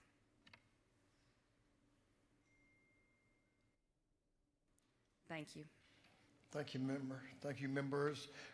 Chairman Stevens, Ron Stevens, and Representative Edna Jackson, you will be next. You have some folks from the Chatham delegation. Mr. Chairman, are going to join you. Would that be correct? Let's give him a second to get down. This is Representative Stevens, Chairman Stevens, and then you, Representative Jackson. You'll be the next. Gentleman's recognized. Thank you, Mr. Speaker. Ladies and gentlemen of the House, we honor a gentleman. You skip a great picture of him up there. It's Gary Joseph Patrick. He was 56 years old, who died unexpectedly this week, way too young, in Reidsville. He was born September 15th of 1969 in Sydney, Australia. Gary was raised in Sydney, where he was educated at the Christian Brothers. He was a talented athlete in rugby throughout his school years. At age 18, he joined the Royal Australian Navy, where he received the degree in engineering and was honorably discharged from the Navy 6 years later. Ladies and gentlemen, his dream was to come from Australia to the coast of Georgia, and he did that with his lovely wife. They soon returned with his lovely wife, Laura, and they settled in Savannah. If you came to Savannah to take a tour, you may have joined him on the old trolley tours in Savannah, and he was always smiling, always had that amazing, contagious smile, just like that. Couldn't get over the way he would say y'all with an Australian accent. He was an amazing man, left us too early, and ladies and gentlemen, if you'd honor us with just a moment of silence. Thank you, Speaker. Thank you, Mr. Chairman. Representative Edna Jackson is recognized. Thank you, Mr. Speaker. I ask that you join me in commemorating one of the very top leaders during our civil rights movement in the city of Savannah. His name is Daniel Wright. I was looking for the picture of Daniel Wright. As we wait for the We don't have that I know. photo. Oh, okay. Thank you very much.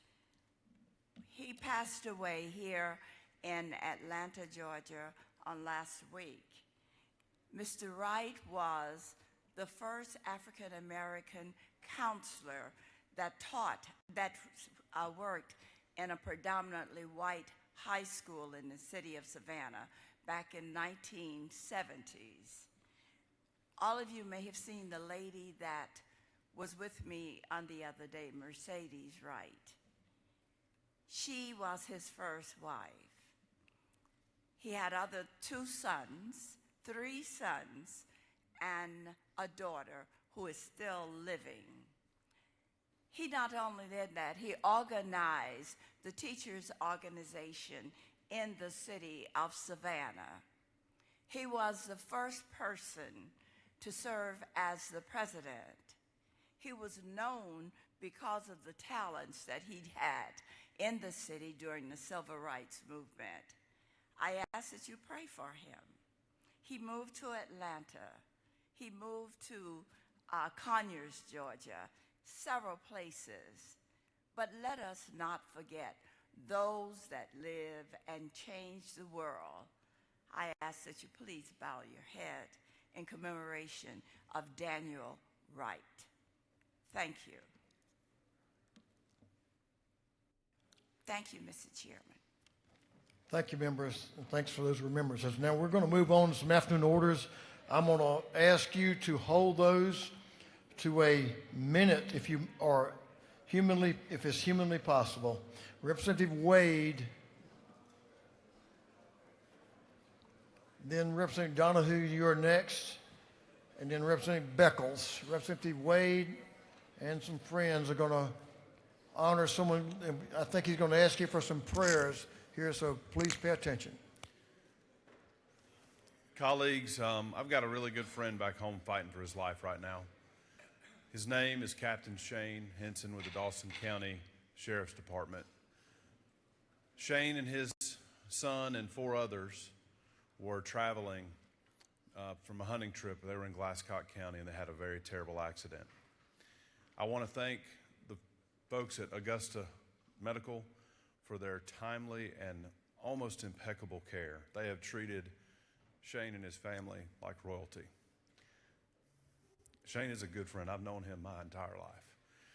He's already had 2 surgeries. They had to stop the second surgery due to just complications. So he'll have another surgery in a day or 2. Just please, folks, I want to be able to tell the family that you all lifted him up in prayers.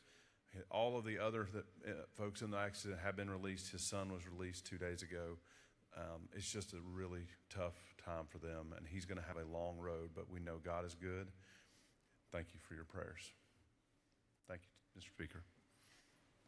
He certainly will be remembered by these members. Representative Donahue, gentleman's recognized. Please give him your attention, please. Thank you, Mr. Speaker.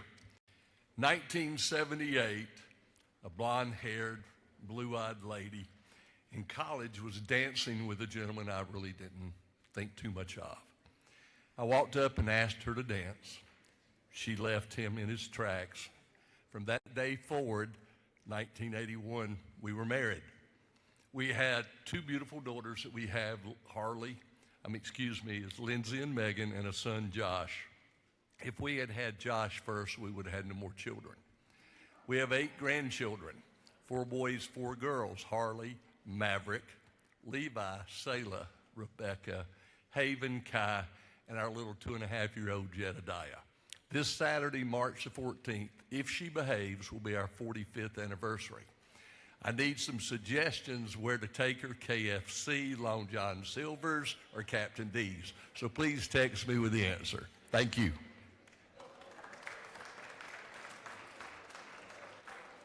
Boy, that woman's put up with a lot. That's all I can tell you. Congratulations on the anniversary. Representative Beckles, ladies recognized. Ladies and gentlemen, I hope you hold steady if the lady will suspend for a moment. We're going to have a very special afternoon order, and I'll ask you to stay put just for a moment or two. Very special afternoon order will be next. Representative Beckles. Thank you, Mr. Speaker. Sports Medicine Day is Monday, but I realized something. Sports medicine might not be for athletes alone. It could be for us legislators. Between running around the floor for votes, stretching debate time, and pulling muscles on crossover day, we may need a little recovery. So on Monday, we're going to have some massages in 216. We will have Super Bowl champion Andrew Adams on site as well to hang out with us. Mr. Speaker, I'm skipping out the well. Skip away. Awesome. Thank you, Representative Beckles. I'm going to recognize Representative Holcomb, Chairman Hatchett, and friends of my favorite speaker, Speaker David Ralston.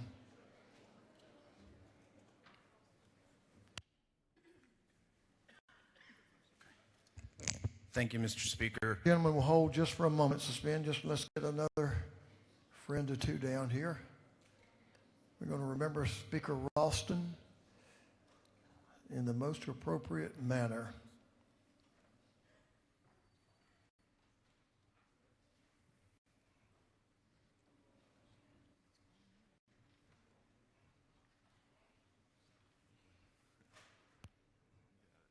Representative Holcomb, you will not be limited to 1 minute, but you and Chairman Hatchett speak to this issue and let us know about our dear friend, Speaker David Ralston. Gentleman's recognized.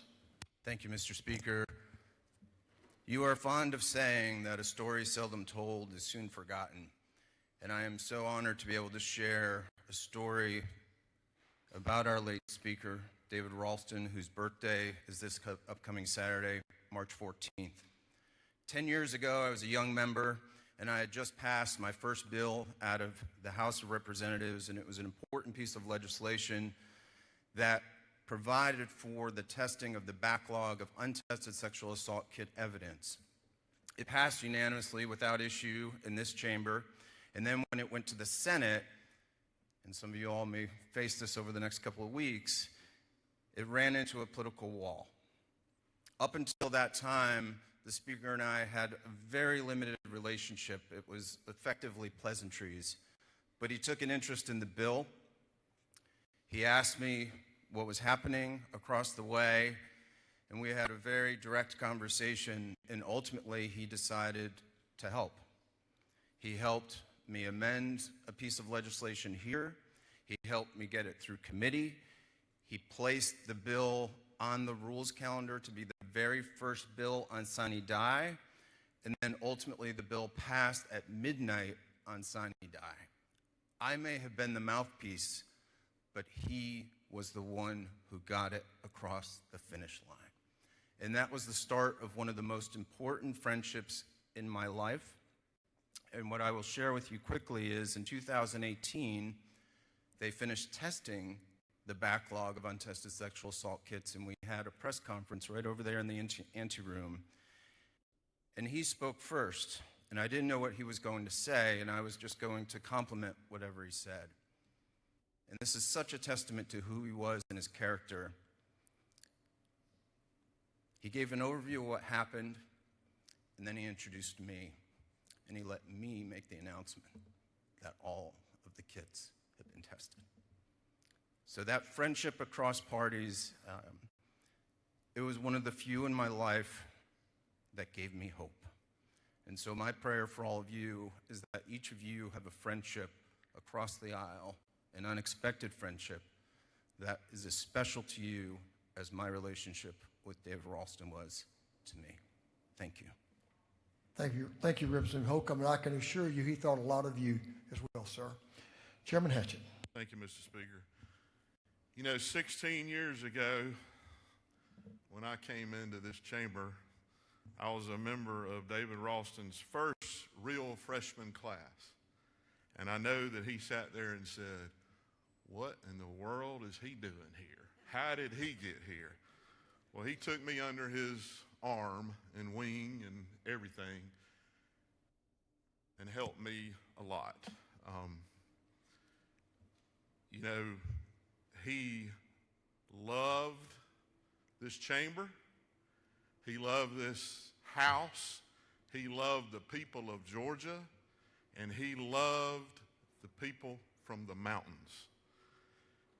He never wanted to say he was anything but an old country lawyer. But we all know he was larger than life. His voice, I can hear it now, kicking us off. The time having arrived.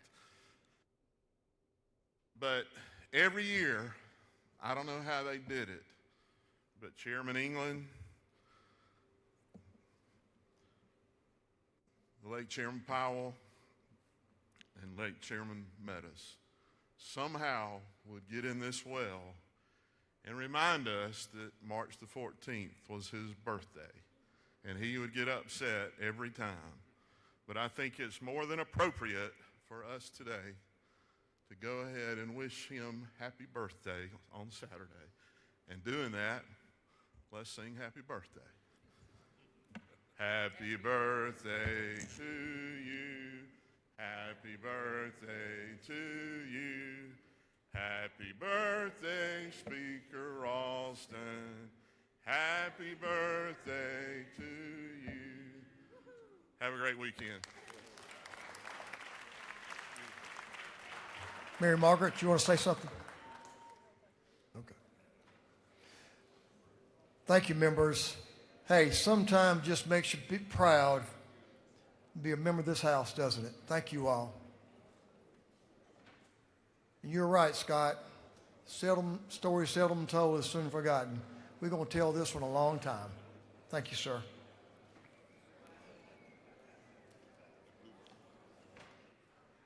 Representative Reese.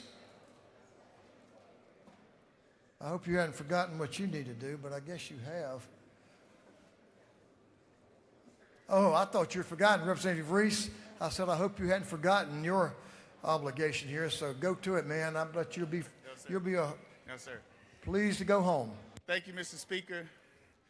Mr. Speaker, 10 years ago on this day, I was fortunate to marry my best friend, the lady who has changed my life tremendously, who has been a great partner through this ride for the last 10 years, who has dealt with a lot of my foolishness. And it's quite a bit, Mr. Speaker. But as she's currently in Singapore and was in Taiwan prior to that, she's finishing up her physician's master's in business administration at Auburn University. and this is their international trip.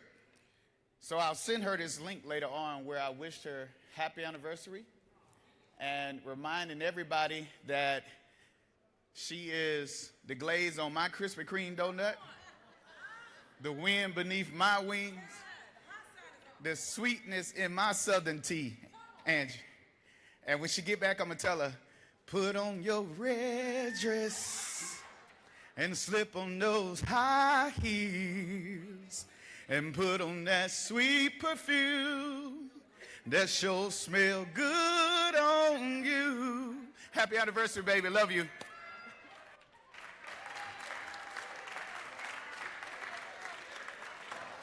I didn't know you had that in you, brother. Representative Stinson, give the lady your attention, please. Thank you, Mr. Speaker. Don't worry, colleagues. I'm not going to sing today, but just hold on. But I come on a serious note, and I asked Representative Stinson, it's Teddy Reese, if he would stand with me. Macon County, Georgia is in House District 150, and the city of Marshallville, which is a very small rural community, population of about 1,000. Last evening, a very unfortunate strong storm came through the city of Marshallville, and several families were displaced due to that storm. And so we're going to be connecting with the local governments there in Marshallville to see what we can do to help them during this really rough time. And anything that the state can do or any suggestions you can offer to me to help the city of Marshallville, please share those recommendations. And I ask you for your prayers and support for all of Marshallville, Georgia. Thank you, Mr. Speaker, and thank you, colleagues. Representative Lupton, recognized for afternoon order. Thank you, Mr. Speaker. Just want to ask you all to keep your thoughts and prayers with several students and a bus driver who were in an accident in my district this morning. 2 people were taken by ambulance to the hospital. There were a few other students that were taken to the hospital by their parents. Nothing seems to be major, but I'd just like you to keep them in your thoughts and prayers. Good thoughts and prayers for them. Thank you, Mr. Speaker. Thank you. We hope and pray they'll be fine. Thanks for letting us know. Representative Ali is recognized for afternoon order. Representative Bell, you're on deck. Yep. Thank you, Mr. Speaker. And friends. Thank you. Thank you, Mr. Speaker. Today, I rise to speak on the affordability problem our state currently faces. In recent days, we've seen the numbers on the signs at gas stations creeping upward, and we know exactly what that means for the single mother or the small business owner trying to keep their delivery van on the road. Colleagues, we cannot boast that we have the cheapest gas prices in our nation if our citizens still cannot afford them. A low price relative to other states means absolutely nothing to the Georgian who is choosing between a full tank of gas and a full bag of groceries.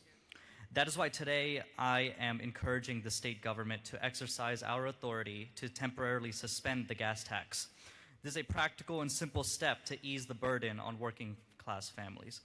It is a way to ensure that when a single mother, a hardworking father, or a college student trying to minimize loans goes to the gas pump tomorrow, they are not paying a premium for a world of uncertainty they did not create. Let's provide real relief now. Thank you, Mr. Speaker. I yield the will. Thank you. The gentleman yielded the will. He waves Representative Glaze. This will be our last afternoon order, members.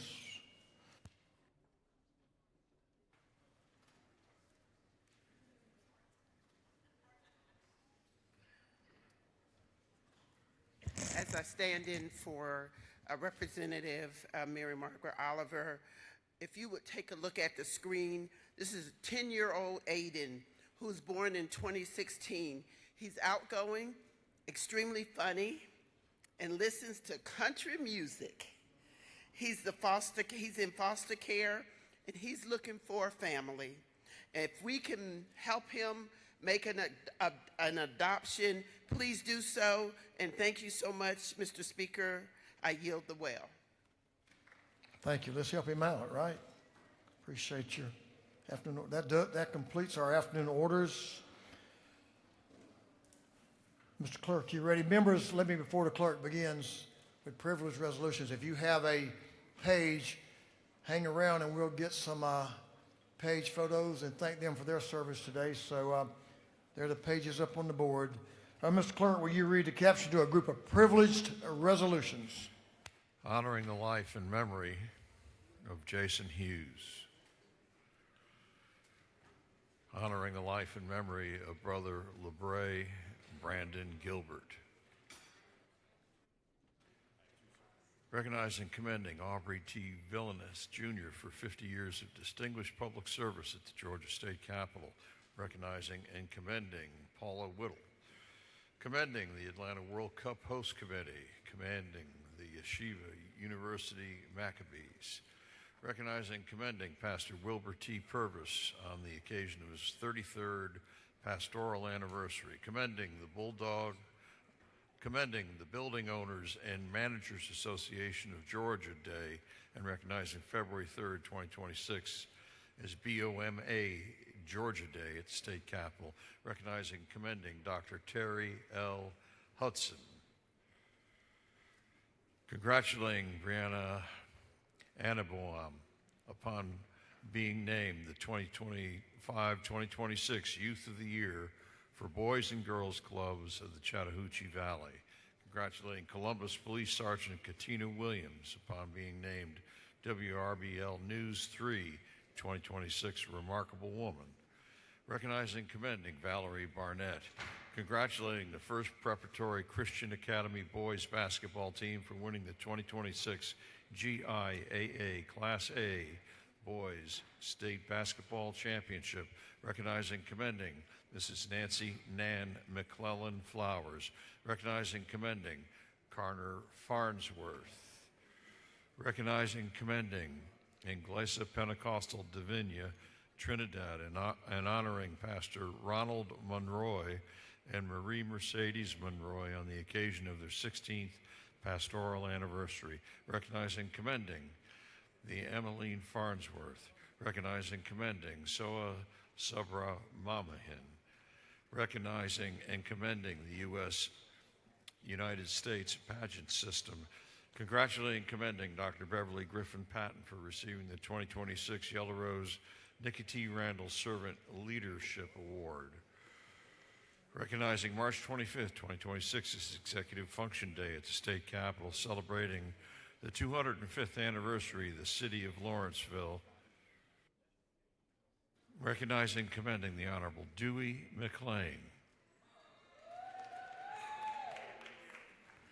Recognizing March 25th, 2026 as the United Nations International Day of Remembrance of the victims of the transatlantic slave trade. And for other purposes, that completes the reading of the privilege resolutions. Is there any objection to adopting the privilege resolutions? Hearing none, the resolutions are adopted. We'll move on to announcements now. Representative Kendrick, Chairman Scoggins, you're on deck. Representative Kendrick. Okay, we'll move on to Chairman Scoggins and Chairman Tarvin right after him, not together. Thank you, Mr. Speaker. Special rules will meet at 5:15 at 1 o'clock. But if you want to come early, we'll get started and get home early. So thank you. Which room? 5:15. Chairman Tarvin. Budget and Physical Oversight will meet in room 406, CLOB 406 at 2 p.m. We've got a bill to vote out. Thank you. Keep them working. Representative Berry. Gentleman's recognized for an announcement. Thank you, Mr. Speaker. Atlanta delegation meeting today has been canceled. Please pray for our chair. She has the flu. So Atlanta delegation meeting is canceled. Thank you, Mr. Speaker. Representative McLean. Thank you, Mr. Speaker. Working Family Cox will meet in room 307, and we do have lunch, and today's presentation will be about voting and election issues. So 307, so if you get a chance before you go home, stop in and get you some lunch. Thank you, Mr. Speaker. Thank you. Representative McQueen, ladies recognized. Thank you, Mr. Speaker. This announcement is for Fulton County delegation members. We are having our meeting today, CAP 230 at 3 p.m. See you there. Thank you. That completes our announcements, other than I have one. Representative Eric Gisler has a birthday today. Is that right? Happy birthday, sir.